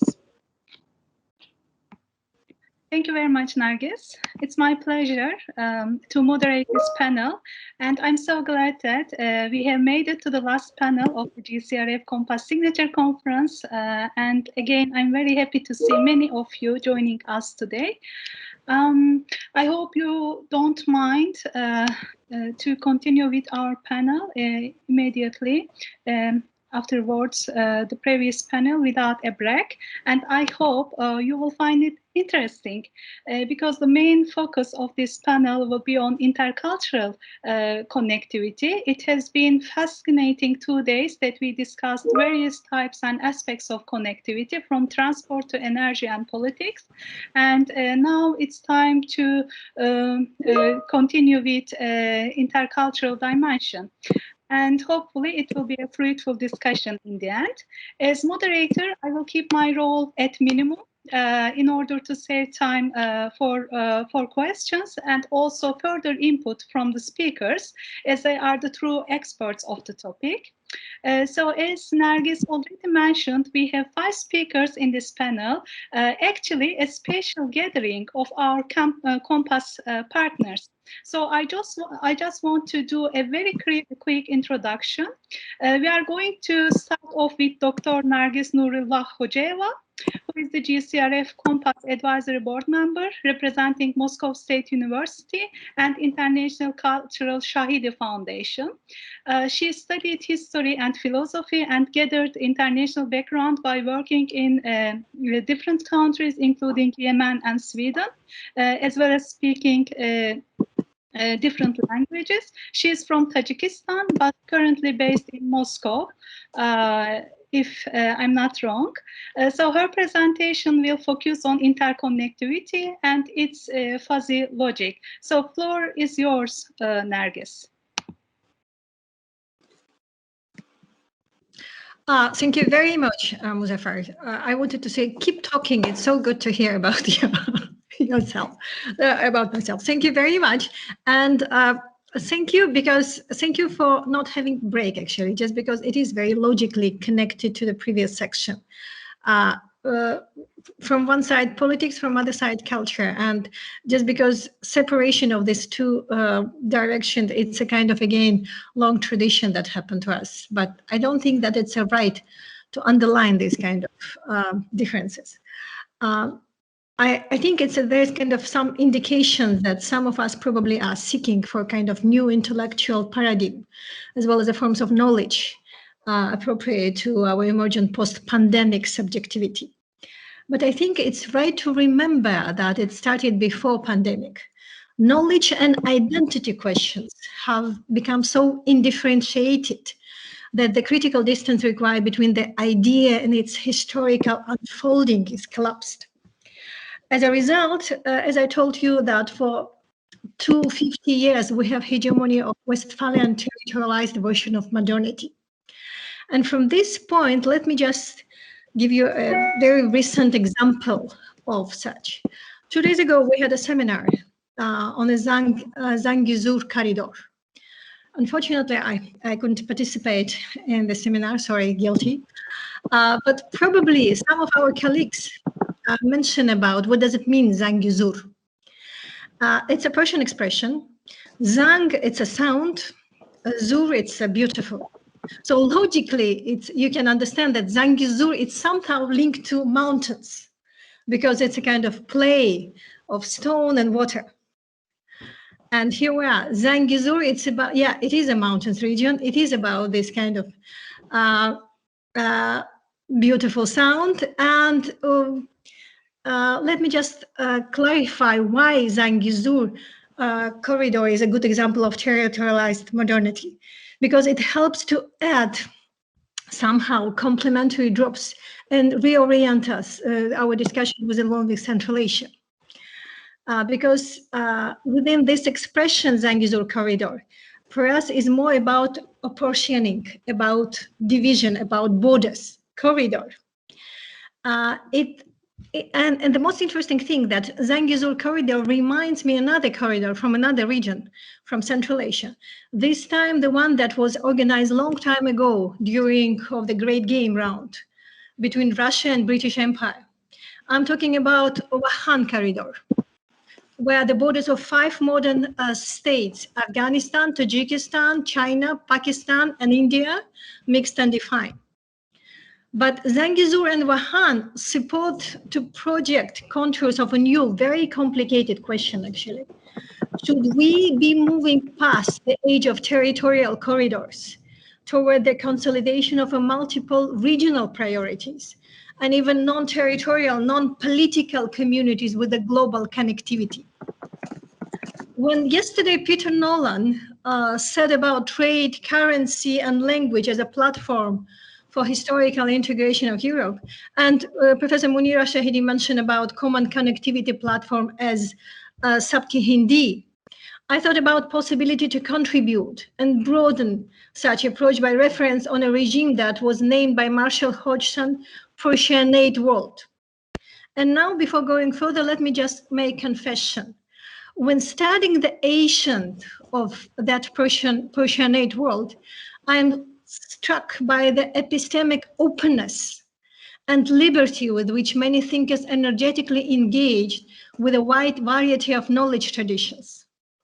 They did so without allowing the provenance of knowledge to be a decisive veto factor. Using this approach, I would like to offer, instead of border corridor concept, to have another metaphor, dahliz. The word itself in Arabic and Persian meaning the threshold position. In some sense, this is a liminal space between the inside and the outside, a space that sublimated his own location and thinking. The image of dahliz was often used in both Sufi philosophy and poetry of Eurasia, particularly in Caucasus and Central Asia. It served as a symbol of the union of the internal, congenital, and external public worlds. For example, Nizami Ganjavi said that in Dahlizi tang o Farida, vujudi doram as sang o Farida. I won't be able to translate Nizami, this poetical genius. Azerbaijani colleagues can understand me why. Let me just say that Dahliz in those 2 lines presented as a complex world, Dahliz, as a philosophical metaphor, was presented by outstanding Sufi Al-Ghazali. He believed Dahliz is a key in a world of heterogeneous knowledge and subjectivity. Using logic of Dahliz, that why by the way, closer not to Aristotelian logic, border logic, but to Avicennian and Lutfizadeh fuzzy logic. The last one was from Azerbaijan again. We can prove that cognitive certainty is a necessity, but it cannot be the only source of attaining certainty. Those in the modern sense, Dahliz is an epistemic and aesthetic possibility of global critical connectivity probabilities. In other words, context theory. Such theory has the potential to bring about the paradigmatic shift in our thinking. As a consequence, we will also produce emergent knowledge in our desire to live in a polycentric Dahliz, not corridor world. Thank you very much.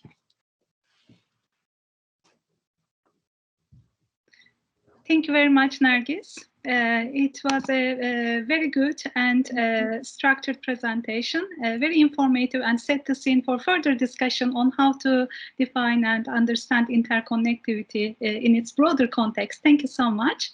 So our next speaker is Prajakti Kalra. She is a research associate to GCRF Compass project representing University of Cambridge and currently an associate lecturer in the Center of Development Studies at Cambridge. She has published with various leading publishers, and her recent book entitled The Silk Road and the Political Economy of Mongol Empire came out in 2018 from Routledge. So she's an historian as well by training.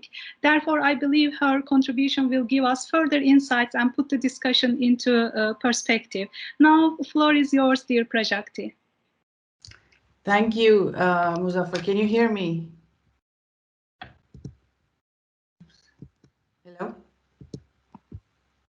Yes. Can you hear me? Yes. Okay. All right, so I'm going to read, the conversation up to now has been fantastic, and Nargis has set up the stage for my own talk really well. So I'm also struggling and sort of working on the idea of how to deal with borders and territoriality in the Eurasian space. Which is, this whole concept is so new, it's borrowed, it's a reality, so we have to deal with it. But if you just look at the history of the region, it kind of doesn't really work with understanding how the history has actually played out in the region. So my talk is about Khanates to nation states, intercultural connectivity on the Silk Road, and I'll focus a little bit on Azerbaijan within that conversation.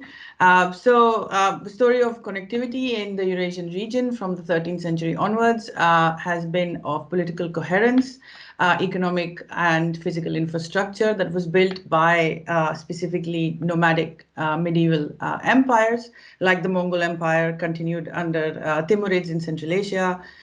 We also have the Khanates and empires in Azerbaijan territory as well. So we have this idea of inter-civilizational contact.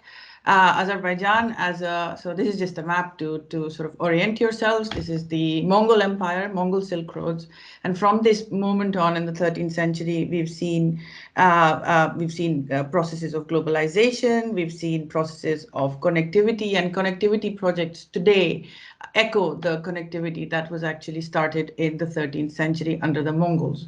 It was not just physical and economic connectivity, but it was also a setting up of dynastic traditions, which I'll talk about a little later. So this is just to, again, briefly mention that the political coherence under the umbrella of the Mongol Empire made up the bulk of the exchanges on the Silk Road. So even talking about the Silk Roads as simply between China and Europe is extremely flawed, and it doesn't actually account for the historical understanding and historical events that happened in this space. And globalization, just 1250 to 1350, saw the Silk Road basically explode in terms of exchanges, whether commodities, ideas, cultures, and so on and so forth. And Azerbaijan as an example of a combination of Turkic, Persianate, Arabic Arab world stands out, and I will mention that in a little bit. So not only was there physical infrastructure and economic coherence and political coherence to the region, but we see this in a number of different ways, which we now in modern scholarship call sovereignty. So we see a specific kind of governance. We see infrastructure that connects the Silk Road. Yesterday, Taleh mentioned caravanserais, storage, and he talked about how the markets on the Silk Road, including on the territory of Azerbaijan, functioned as very important places where people connected, and there was intercultural connectivity along with economic connectivity that happened in those spaces. So we have a connected economy. We do now call this a idea of a Mongol customs union. So you have free movement, standardized taxation, and so on and so forth. So other than the economic exchanges, we also saw a number of social exchanges in Mongol courts. They were famous for open courts. There was a lot of different kinds of religions, people, and so on and so forth that one could see. So Azerbaijan's dynasties and khanates. Yeah. Sorry to interrupt, but your slides does not flow on our screen. We only see your first slide, the cover page. Okay, I have. Can you now see? Yes, now it works. Okay, so this was just the idea of the step, Mongol Empire. So somehow okay. Anyway, that's the map. This is what I talked about in terms of globalization.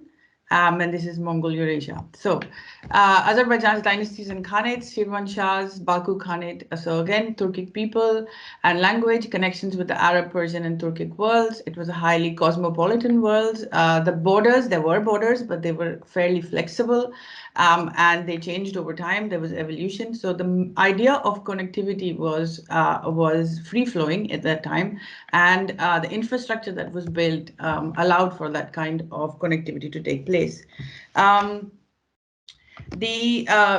So this is just again to situate yourself historically. You have the Shirvanshahs in terms of Azerbaijan. This is a Shirvanshah palace. You have the Mongol Empire that came in, the Safavids, which was centered on Iran, Baku Khanate, Kuba Khanate, eventually in between Ottoman and Russian empires, and then the Mughal Empire in India. This is important because Azerbaijan was part of this whole system which existed in Eurasia, sometimes as interlocutors, sometimes as vassal states, sometimes as territories that, so it was in the Mongol period, it was actually a winter capital of the Ilkhanid dynasty, which was centered in Iran and Iraq. So Azerbaijan has always been very important, and I'll go into the next slide and you'll see that it's always played a very important role on the Silk Road as interlocutor and as an important sort of step in the connectivity story. The following Eurasian dynasties, the big ones, these are the big ones, Mughals, Safavids, Ottomans, they go all the way up to the 20th century. So again, in a sense, what started under the Mongols continues under the subsequent dynasties. So you have a specific understanding of how political authority is displayed, display of power through architecture, continued traditions, nomadic and sedentary, and support of long-distance trade. We have examples of the Mughal court and the Safavids exchanging information, sharing storage facilities, and a lot of trade and other intercultural activity happening at that time. So Azerbaijan was an important sort of port, or an important, Baku was an important city, which connected this overland trade with already functioning maritime trade, which brought a lot of other peoples in. So India and all the maritime trade that was happening was facilitated by the Baku port. There was Azerbaijan on the Silk Road. So there's an idea of old Silk Roads, which is what I'm talking about, and then the new Silk Roads, which kind of indicates how Azerbaijan is now sort of playing a role on the new Silk Road through transport and pipelines and so on and so forth. So originally, though, there was a number of markets, there were production centers. Again, Tale mentioned this. There was also a lot of value add to these products. Going across the space. It's not only from China to Europe or Europe to China, but actually in between all the markets, all the peoples, and the courts and the Khanate sort of demands, they were all being materialized in these spaces. So this was a very multicultural makeup of cosmopolitan cities. From the 15th to the 17th centuries, Shirvan was one of the main suppliers of raw silk to the world market. There were traders of all kinds, Indians, Chinese, Muslims, Europeans, and we know that Baku becomes an important port again when the oil is discovered over there, and continues to be an important city till date. This sort of brings us to the transformation of this connected landscape, which is now we can see through new linkages that are being created, transport, energy, so on and so forth. But the transformation of this connected landscape that we can see in history suffers a huge disruptive moment in 1991, which Nargis just before me tried to talk about in terms of this territorial idea of nation state, which doesn't map onto the kinds of people, the kinds of cultural activity that is in this space. So it injects these nation states after 1991. Of course, they bring their own opportunities, and there is definitely a sense of identity and other important markers, but it also brings insecurity, competition and disconnections in the region. And I think that is now that 30 years have passed after 1991, we can see that these connections are more easily resumed, or at least there is a concerted effort to bring that about.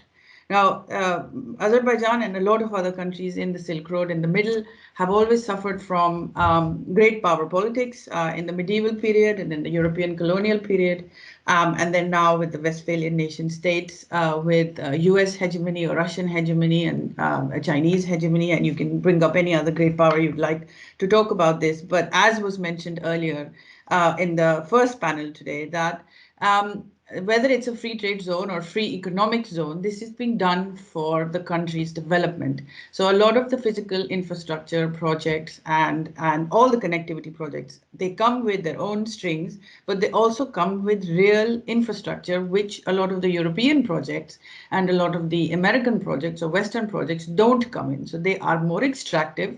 And while on the other hand, the more Eurasian projects seem to be far more interested in, of course, they are also extractive, I wouldn't deny that, but there is a sense of building infrastructure that is going to stay within this space.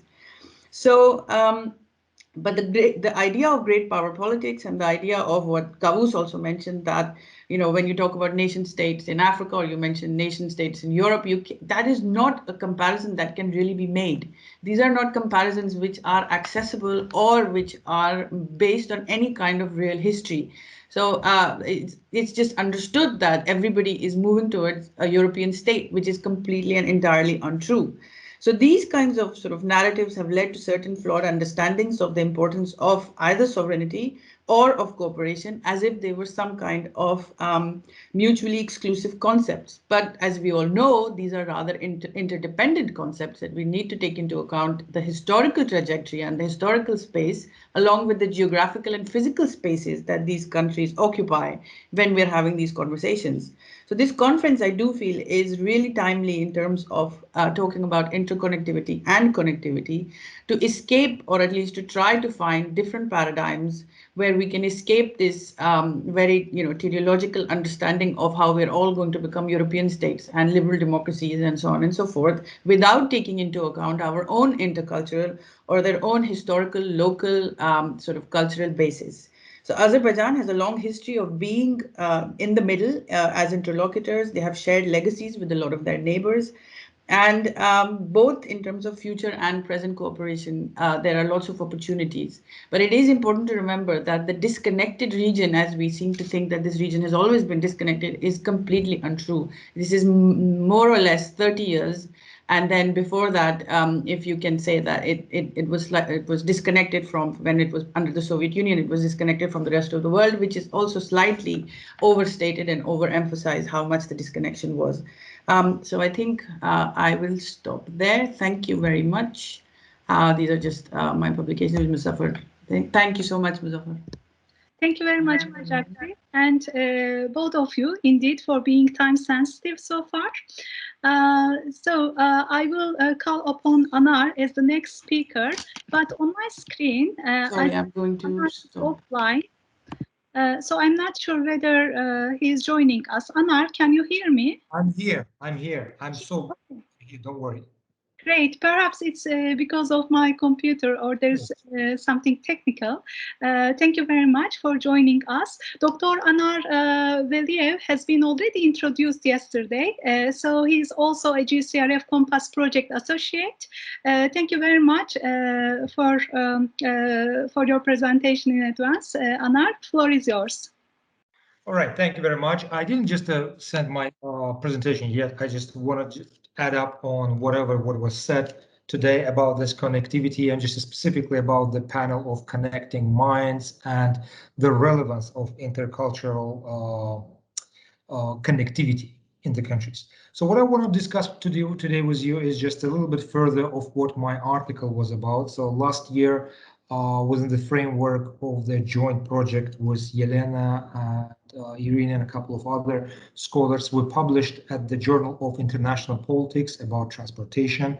And one of my articles was published over there related to, and I will tell you the name of the article, was a battle for transportation routes in the Russian neighborhood. Is there a place for small states?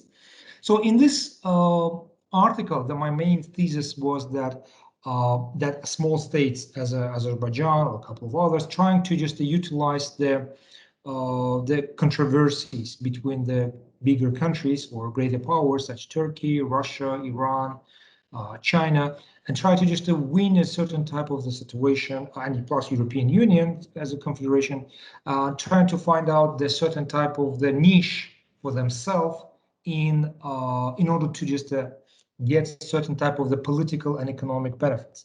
From this perspective, I discussed that the project so-called Traseka, that was connecting European Union and China wasn't very successful because technically it's benefited mostly Azerbaijan and Georgia. It's helped a lot, but it wasn't beneficial so much for Central Asian countries, specifically for European countries or for China itself. And this project later on, I wouldn't say was forgotten, but was not so developed very well. Then we discussed in the article the project, and I guess yesterday was discussing about the north-south corridor that was passing from the India to Helsinki via Iran and via Azerbaijan to Russia and further on. Now we're discussing more about the cases of the Zangezur corridor. That's a continuation of the Silk Road and joining Azerbaijan with Turkey and further with Europe. So we'll have two roads, one through the Georgia and other through Armenia to Turkey. But discussing more about the cultural connectivity, I want to mention that none of the projects or none of the so-called the corridors envision certain type of the cultural connectivity. We were lacking in majority of these cases any type of the connectivity related to educational programs, cultural programs, certain type of the traditional programs, and so on. So far, there is a kind of a certain type of the corridor uniting Azerbaijan with Central Asia and European Union, but there is no certain type of the joint project that would unite these countries from the educational perspective. What is future behind this project is that we can see that Turkey at this moment is trying to bring together this country through the intercultural communications through the project such as Mevlana project that envision exchange programs between Turkish students and Azerbaijani students and Central Asian students and vice versa. We see that Chinese type of the cultural communications via certain type of the center, Confucian Center, that is happening all across the One Belt, One Road initiative, and they're opening these centers all across this corridor. We see the same type of initiatives opening the centers of Yunus Emre centers of the Turkey all across this corridor. Also, European Union's projects with the Jean Monnet projects, with a certain type of European Union grants and so on. So that's what is the project of our intercultural communication. But unfortunately, what we see over here, all of this intercultural communication or certain type of the knowledge passing the corridor is happening through the biggest power. So we see European Union from the one end and China from another end, Turkey from another end, and Russia from another perspective. So all of them try to influence the corridor countries or so-called Dahliz countries or corridor countries across these roads via their own centers. And from this perspective, neither Azerbaijan nor Central Asia, neither South Caucasus have any type of the same kind of the centers or same type of the tools for exporting or importing certain type of the knowledge via this kind of the center. I mean, there was a discussion a lot about from historical perspective, and there's a lot of discussion about what made, for example, Islamic world so kind of famous back in the 8th or 9th century. Everybody talks about its religion or so on, but there's the biggest argument of that is just the flow of information from Central Asia to Spain that allowed the flow of information passing from one distance to another within a very short period. That's led to the rise of the knowledge, rise of the science, and rise of the certain type of the know-how sharing. From our perspective, unfortunately, what we see over here, our region, we are under the influence of a certain type of the knowledge sharing from China, from Russia, from Turkey, from the European Union, and this region itself does not have anything to offer from the knowledge perspective or from the intercultural perspective. So most of the time we are just becoming a certain type of the people who are under the influence. So the article that I'm currently right now working is that there is a place for the one article about the battle of transportation routes, And I was talking about right now, discussing whether there's a place for small state from perspective of the knowledge sharing. If there is anything we can share with the rest of the countries on the corridor, if there is any symbiosis between our knowledge and the outside knowledge to come up with and export this knowledge from this perspective, and if there is an opportunity for us to be a kind of the center of the knowledge export on that order. So that's my main thesis. So this is kind of explorative study that I'm working on. So hopefully within 6 or 7 months, I'll be able to present this kind of project for publication. Thank you, Muzaffar. That was my main thesis about this kind of issue. Thank you very much, Anar. A very insightful intervention by bringing the debate around current situation and political issues in the region. So the last presenter, Artsio. He is the national team leader of Compass project representing Belarus. He is also a good friend that we work together on our monthly CPC as part of the GCRF Compass project. He is senior lecturer in history and chairman of Young Scientists Council at the Belarusian State University, Faculty of History. His expertise mainly focus on ethnic minorities in Europe, and he has published widely with leading journals, including 6 textbooks for different stages. So now, dear Artyom, you have the last intervention. Thank you very much, Muzaffar, for this introduction, and I'm happy to be back in Baku once again, regrettably this time virtually. And that's the particular reason and opportunity to talk specifically about cultural connectivity, or I would call it human dimension connectivity, at example, in a bit developing on what Anar was just talking about, an example of so-called small states. They sometimes call us small states, despite we are not that small in all the terms, yeah. But I would like to first give you some examples, then to illustrate my core argument linked to need and the importance of country to country or culture to culture cooperation, or not compulsory involving any third power or bigger states, despite it happens. So it's quite symbolic that I have an opportunity to talk to you a bit just in a week after diplomatic relations between Belarus and Azerbaijan were established back 28 years ago, demonstrating connectivity on political level in this regard. But what is important is that links between Belarus and Belarusians and Azerbaijan and Azerbaijanis existed many years ago. And I would like to give you 2 examples.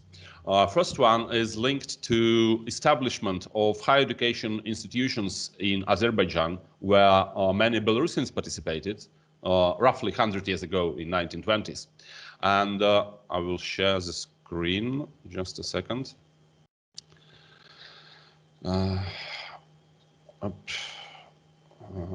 Hope it works. Can you see it?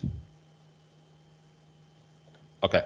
I call it like ABC, Azerbaijan-Belarus cooperation, in the domain of intercultural connectivity through years. And I would like to take a couple of names of those coming from, who were coming from Belarus, as Professor Yesman, who was born in Minsk region and was a famous engineer, and who moved to Baku initially for safety reasons. It was in a way safer in Caucasus, he found itself, and he was appointed initially as professor and head of department at the Polytechnical institute in Baku and made enormous contribution to its development. He participated in establishment and activity of Academy of Science of Azerbaijan and later on of Georgia, and founded, for example, Institute of Energy in Azerbaijan Academy of Sciences, and he was then elected as full member of Azerbaijan Academy of Sciences. Another one coming from Belarus is famous scientist in social sciences, Alexander Makavelsky, who co-established famous Eastern faculty of Azerbaijani Baku State University, and has intensive teaching experience. I cannot avoid mentioning also, or taking an example of outstanding Belarusian historian, Mitrofan Dovnar-Zapolsky, who for health reasons actually moved to Azerbaijan and stayed in Baku in early 1920s and made absolutely enormous contribution to the development of higher education in Azerbaijan, first being a professor, then he was deputy vice chancellor for a number of years, and also worked in the ministry or in the government of Azerbaijan for a couple of years, to later come back with Azerbaijani experience to Belarus to continue his Belarusian period of life. That's a fantastic example of how, at least taking these couple of names, of how, yes, being part of greater Soviet state, Belarusians took part in development of specific knowledge-related sector of higher education in Azerbaijan.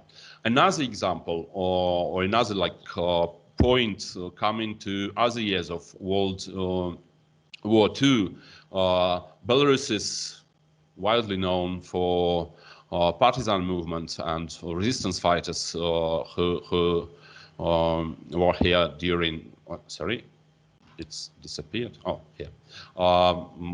During Patriotic War, Second World War, and it's quite interesting and barely known for wider public that many Azerbaijanis who took part in the war, they actually were making big contribution to resistance movement in the territory of Belarus, and this topic in a way lacks attention from us, regrettably.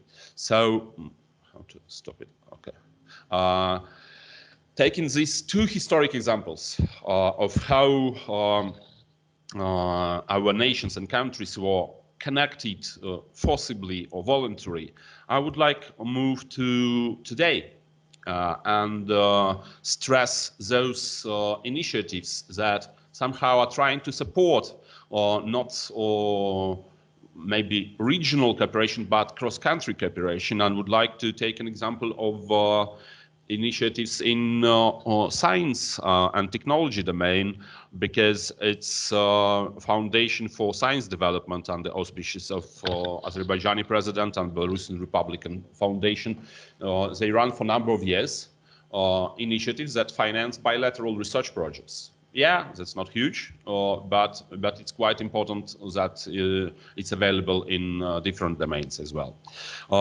What also we see on a country-to-country level, number of initiatives in education, attempts to establish joint institutions, sometimes with the results, sometimes not.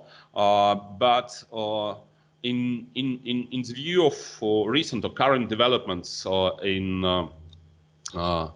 in our region, I would say, specific importance is linked to transport links between Belarus and other countries, that list of which is quite short, and Azerbaijan among them. I mean, airfare opportunities for Belarus. It's you can see that through that recent pandemic year, Baku was among not many cities still accepting flights from Minsk. So it's ensuring opportunity to people-to-people relations as well.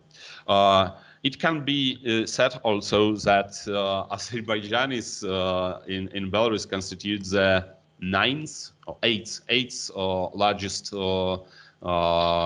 ethnic group that increased roughly 10% in recent 10 years. So it's a good start. Regrettably, only about 6,000 to 7,000 Azerbaijanis living here. So taking these facts and grabbing them together, what I would like to reiterate and stress is the specific importance of human and cultural links that are established, that have history already, yeah, that's not inventing something new, yeah, that's supporting existed links between peoples and nations, that are independent of and not involving either Moscow or Brussels or DC or London or whoever else. And these links have tradition, and I believe we as countries should invest into these type of links. I mean, both resources and our time and effort. So I will end at this point. Thank you. Thank you very much, Artyom. A great contribution that goes a bit beyond intercultural connectivity. It has been a really interesting panel and couldn't have been more diverse in that sense. Now I will open the floor for your questions and comments.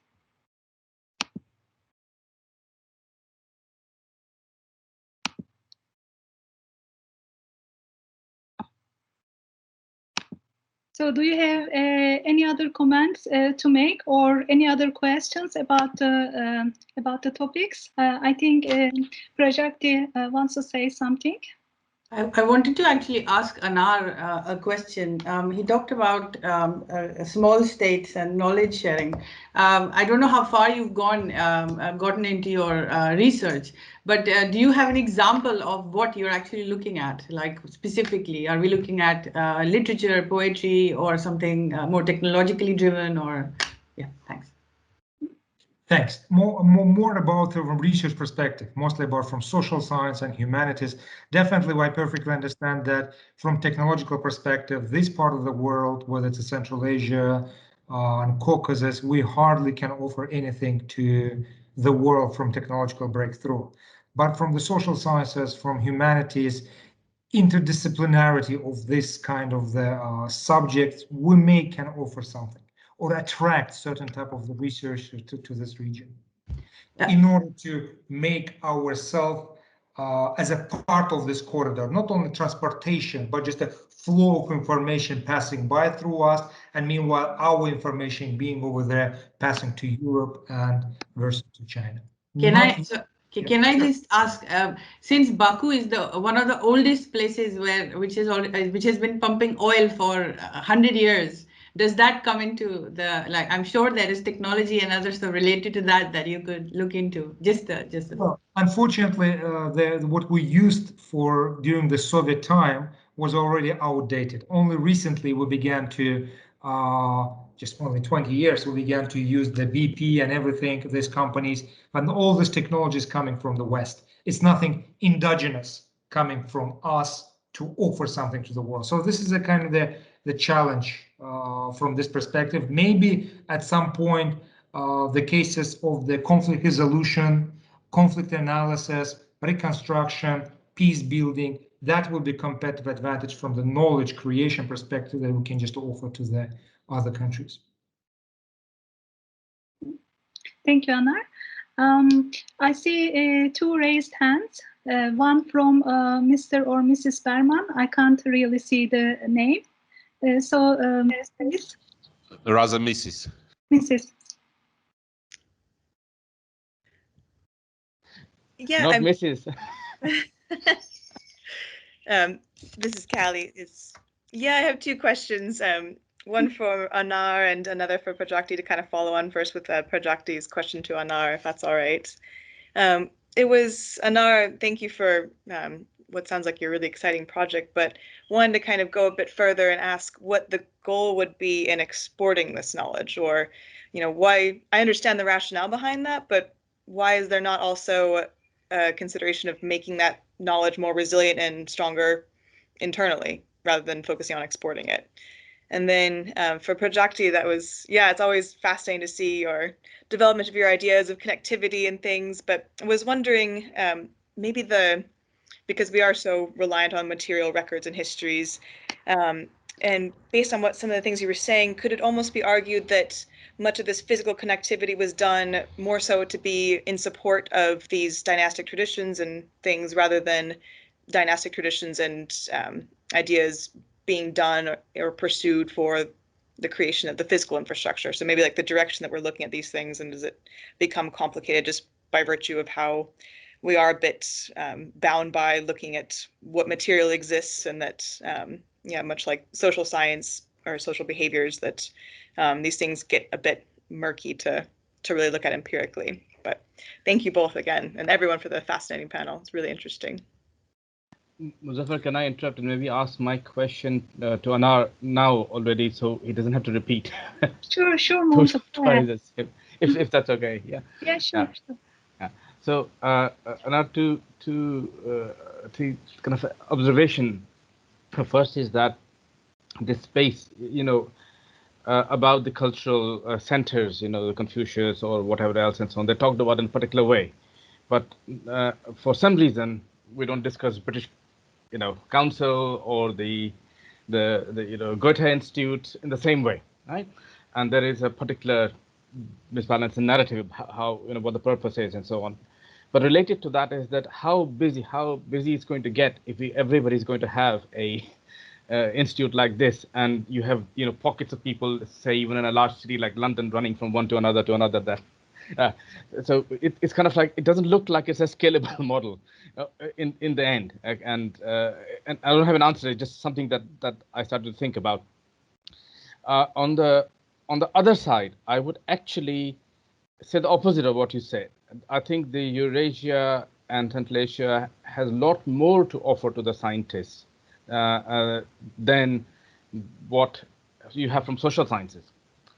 I would argue the social science offer becomes orientalized very quickly. I mean, this is a discussion we constantly have, that how you would, you know, this big discussion of within our project, which happens about Mahalla, or the concept that you know, Dahliz, or that Nargis just talked about, that there's the same word in all different cultures, then it gets looked at by German and American anthropologists, and it becomes a paper, and it becomes the you know, Azeri Dahliz and Uzbek Mahalla, and they're somehow exceptional cases and so on, while the whole of the space connects. And these kind of are more likely to happen in social science setting. In the disconnected Eurasia, where everybody only learning about themselves. On the other hand, what we have is both there are three things from a technical scientific perspective. It's not the technology itself which is relevant. What is relevant is ability to do new kinds of research, especially in the sphere. You can start with, like, you can start deep geology and archaeology.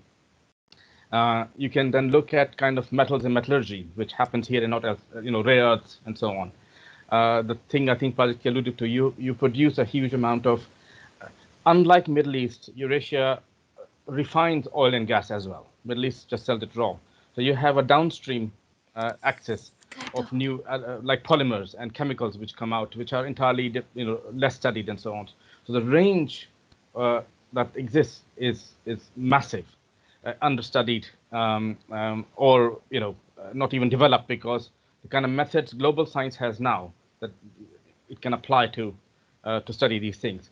And finally, the ultimate difference is that scientists traditionally, as well as in modern day, work in teams, large teams. It's easier for scientists to find collaborators. It doesn't make news. And the idea of working in teams, I mean, Compass is quite unique that we have so many postdocs. Most social science, you know, what are the postdocs? It's a very new thing. In the last 10 years, something called a postdoc has appeared. So, but again, if you look at from that institutional perspective, there are ways, new things to, that could be done in social science rather than offering your geography as a subject. Yeah, so look beyond that. I'll stop there. Thank you, Monto. And to respect the time, Anar and Prajakti, I would appreciate if you could wrap up your reflections in 2 minutes, please. Just 2-3 minutes on that. I mean, I completely agree with Monto. I will just come back to the Monto case, but the first to Miss Berman, I guess, I don't know her name. The case over here is that when we discuss about the corridor, so once the Chinese is exporting something to Europe or European exporting something to China, and we are on the center of this corridor, we are not getting the benefits only from the transportation. Transportation benefits will be just it will nothing compatible or comparable with what we get from the oil or from other things. The transportation will never give us so much money. It just was sitting on the certain type of the road and just offering some of the services.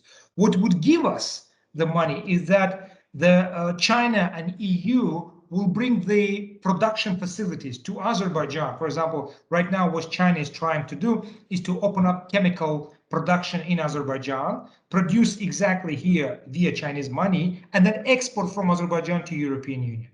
So that's how you save on the transportation cost, you save on the quotas. It's actually Azerbaijani enterprise, although they own Chinese money and so on. So that's what we are hoping to have in Azerbaijan.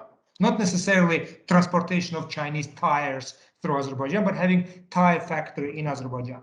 The same way is about knowledge. So what we are trying to do is just to create a new knowledge based on what we have sitting on this kind of the road. So to offering something to the world from perspective of the, again, competitive advantage. And let's put like in different way. Knowledge by itself cannot give you money. You have to sell it. So this is a kind of what it is we need to do, competitive advantage. I will give you a very good example of Mauritius. Very nice country, near Africa. Aberystwyth University, I guess Yelena knows about that. They opened the campus over there. Mauritius University gave the money, Mauritius government gave the money to Aberystwyth University to open the campus over there. It was right before the pandemic or something. They opened, and now half of the Africa, especially rich guys or something, instead of going to UK, coming to Mauritius to study. So what we see over here, using this connectivity, they're able to sell their product, and in this case, it's education. The same way the Central Asia and Caucasus can offer not only the knowledge, but knowledge would technically through the certain type of the education and social science. And as for the Monto, I completely, yes, I'm totally okay, I'm all right, but just from perspective of we need to monetize or we need to monetize all the knowledge that we're doing over here, not only Azerbaijan, but in together with, because Azerbaijan as itself cannot offer anything to the world market, unfortunately. I'm still thinking about it. Only in conjunctions with Central Asia and Caucasus it can be done. Thank you. Thank you, Anar. Prajakti? So very briefly, just to go continue with what Anar said, actually, I think you can offer a lot with or without Central Asia, but I think the point is that the space is so connected that you don't have to make the choice, right? You don't have to be this or that. Going back to Callie's question, so I'll try to include that with what has been discussed in the conference, the complementarity again of projects in the region. So in a way, what the Mongols started and then what was continued by the Safavids, Mughals, Ottomans, and the Khanates in Central Asia and Caucasus was that they were complementary of what actually existed. So this is the nomadic, semi-sedentary, sedentary encounter that then gets translated in, the way you exhibit power, the way you do trade, the way you connect, and that continues and flows through all the different subsequent khanates and all the way up to the 20th century. So the whole idea is that actually European colonialism sort of hides those connections because it creates other lenses that we then start looking at the region from, and that divides the region as opposed to connects the region. So it all exists, exactly what Artsim said. It all exists. We just have to try to extricate it from either Russian influence or in the medieval period, Ottoman, Russian, whatever you want to call it, and today from the US, Russia, blah, blah, blah. So that's where I leave it. Thank you. Thank you, Prajakti, and thank you very much for all contributions, your attention, and the discussion. I think we can end the session here. Before finalizing, closing our conference, I would like to invite our dearest speakers, Professor Krastilova and Dr. Saxena, to give their overviews of this today's, maybe to have some impressions and some lessons learned. Please, Professor Krastilova. Just wanted to say, it is very rare when, the conference that lasts 2 days, that the second day could be even more interesting than the first one. And I have to congratulate all of you on that, because actually, the way we had our discussions today, I actually don't think that this conference should be concluded. We should continue because it raised so many interesting, thought-provoking and provocative issues. So thank you so much to all the speakers for their thoughts, for their contributions. And I hope these thoughts and contributions could be materialized in the form of proceedings.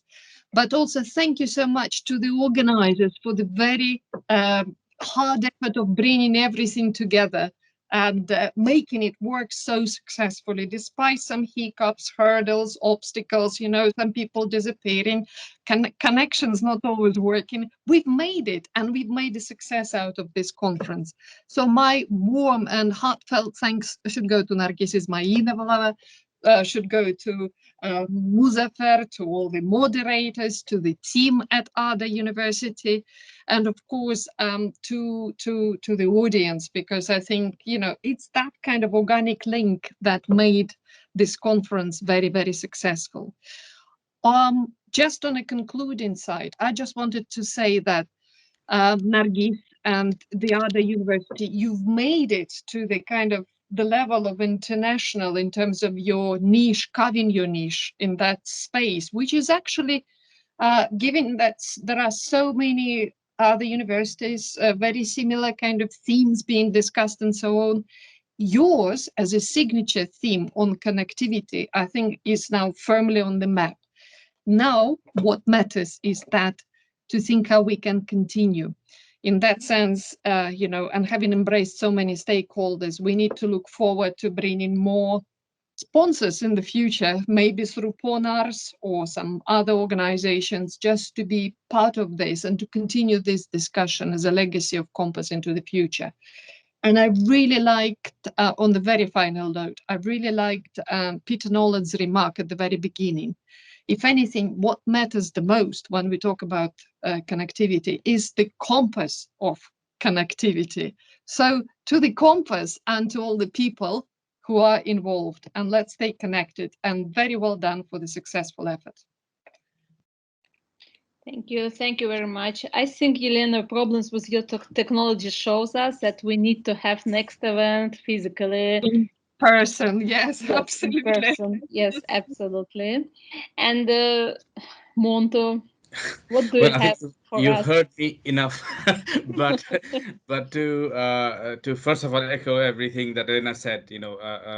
All the achievements and all the work that's put in by everybody.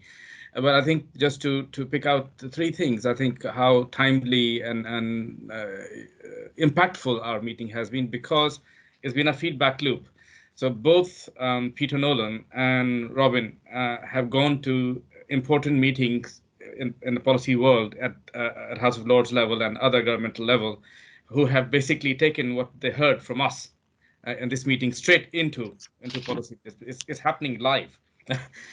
Today, both of them are communicated with separately, and they talked about things. They clarified certain things how we said. So they were going to talk about what we talked about and things they had not heard before because they have not been in these circles. So that's the very important thing. Somehow in your report or whatever, we should reflect that. The second thing, from my personal perspective, I really wanted, with whichever limited time they could spend, the Indian and Chinese side to be present at the meeting, and for them to also hear and us to listen to what they're thinking. That's again a missing link generally in a European setting. We talk a lot about China and often about India and so on, but they are not there. and although it's a beginning, but they are two very important people, and they will take the messages back into those academic and policy spheres. So that I think was the second big thing I like to highlight. What can we do more? I think although we did achieve, we can see Kali is there representing her generation, but we need a little bit more of our younger generation to be present. It's difficult, whatever else, but we have to keep saying that and trying to make that work. So we really need to use them to encourage others of the generation to come in. So that's what happens in our group anyway. Usually it'll be Kali or Tina or somebody will get on WhatsApp. So this meeting is happening. They are saying that, join in, and people start to join in. But we need to do that at all our nodes. Get the younger kids in, get them to draw people in. So that's my whatever to-do list for the next meetings and so on.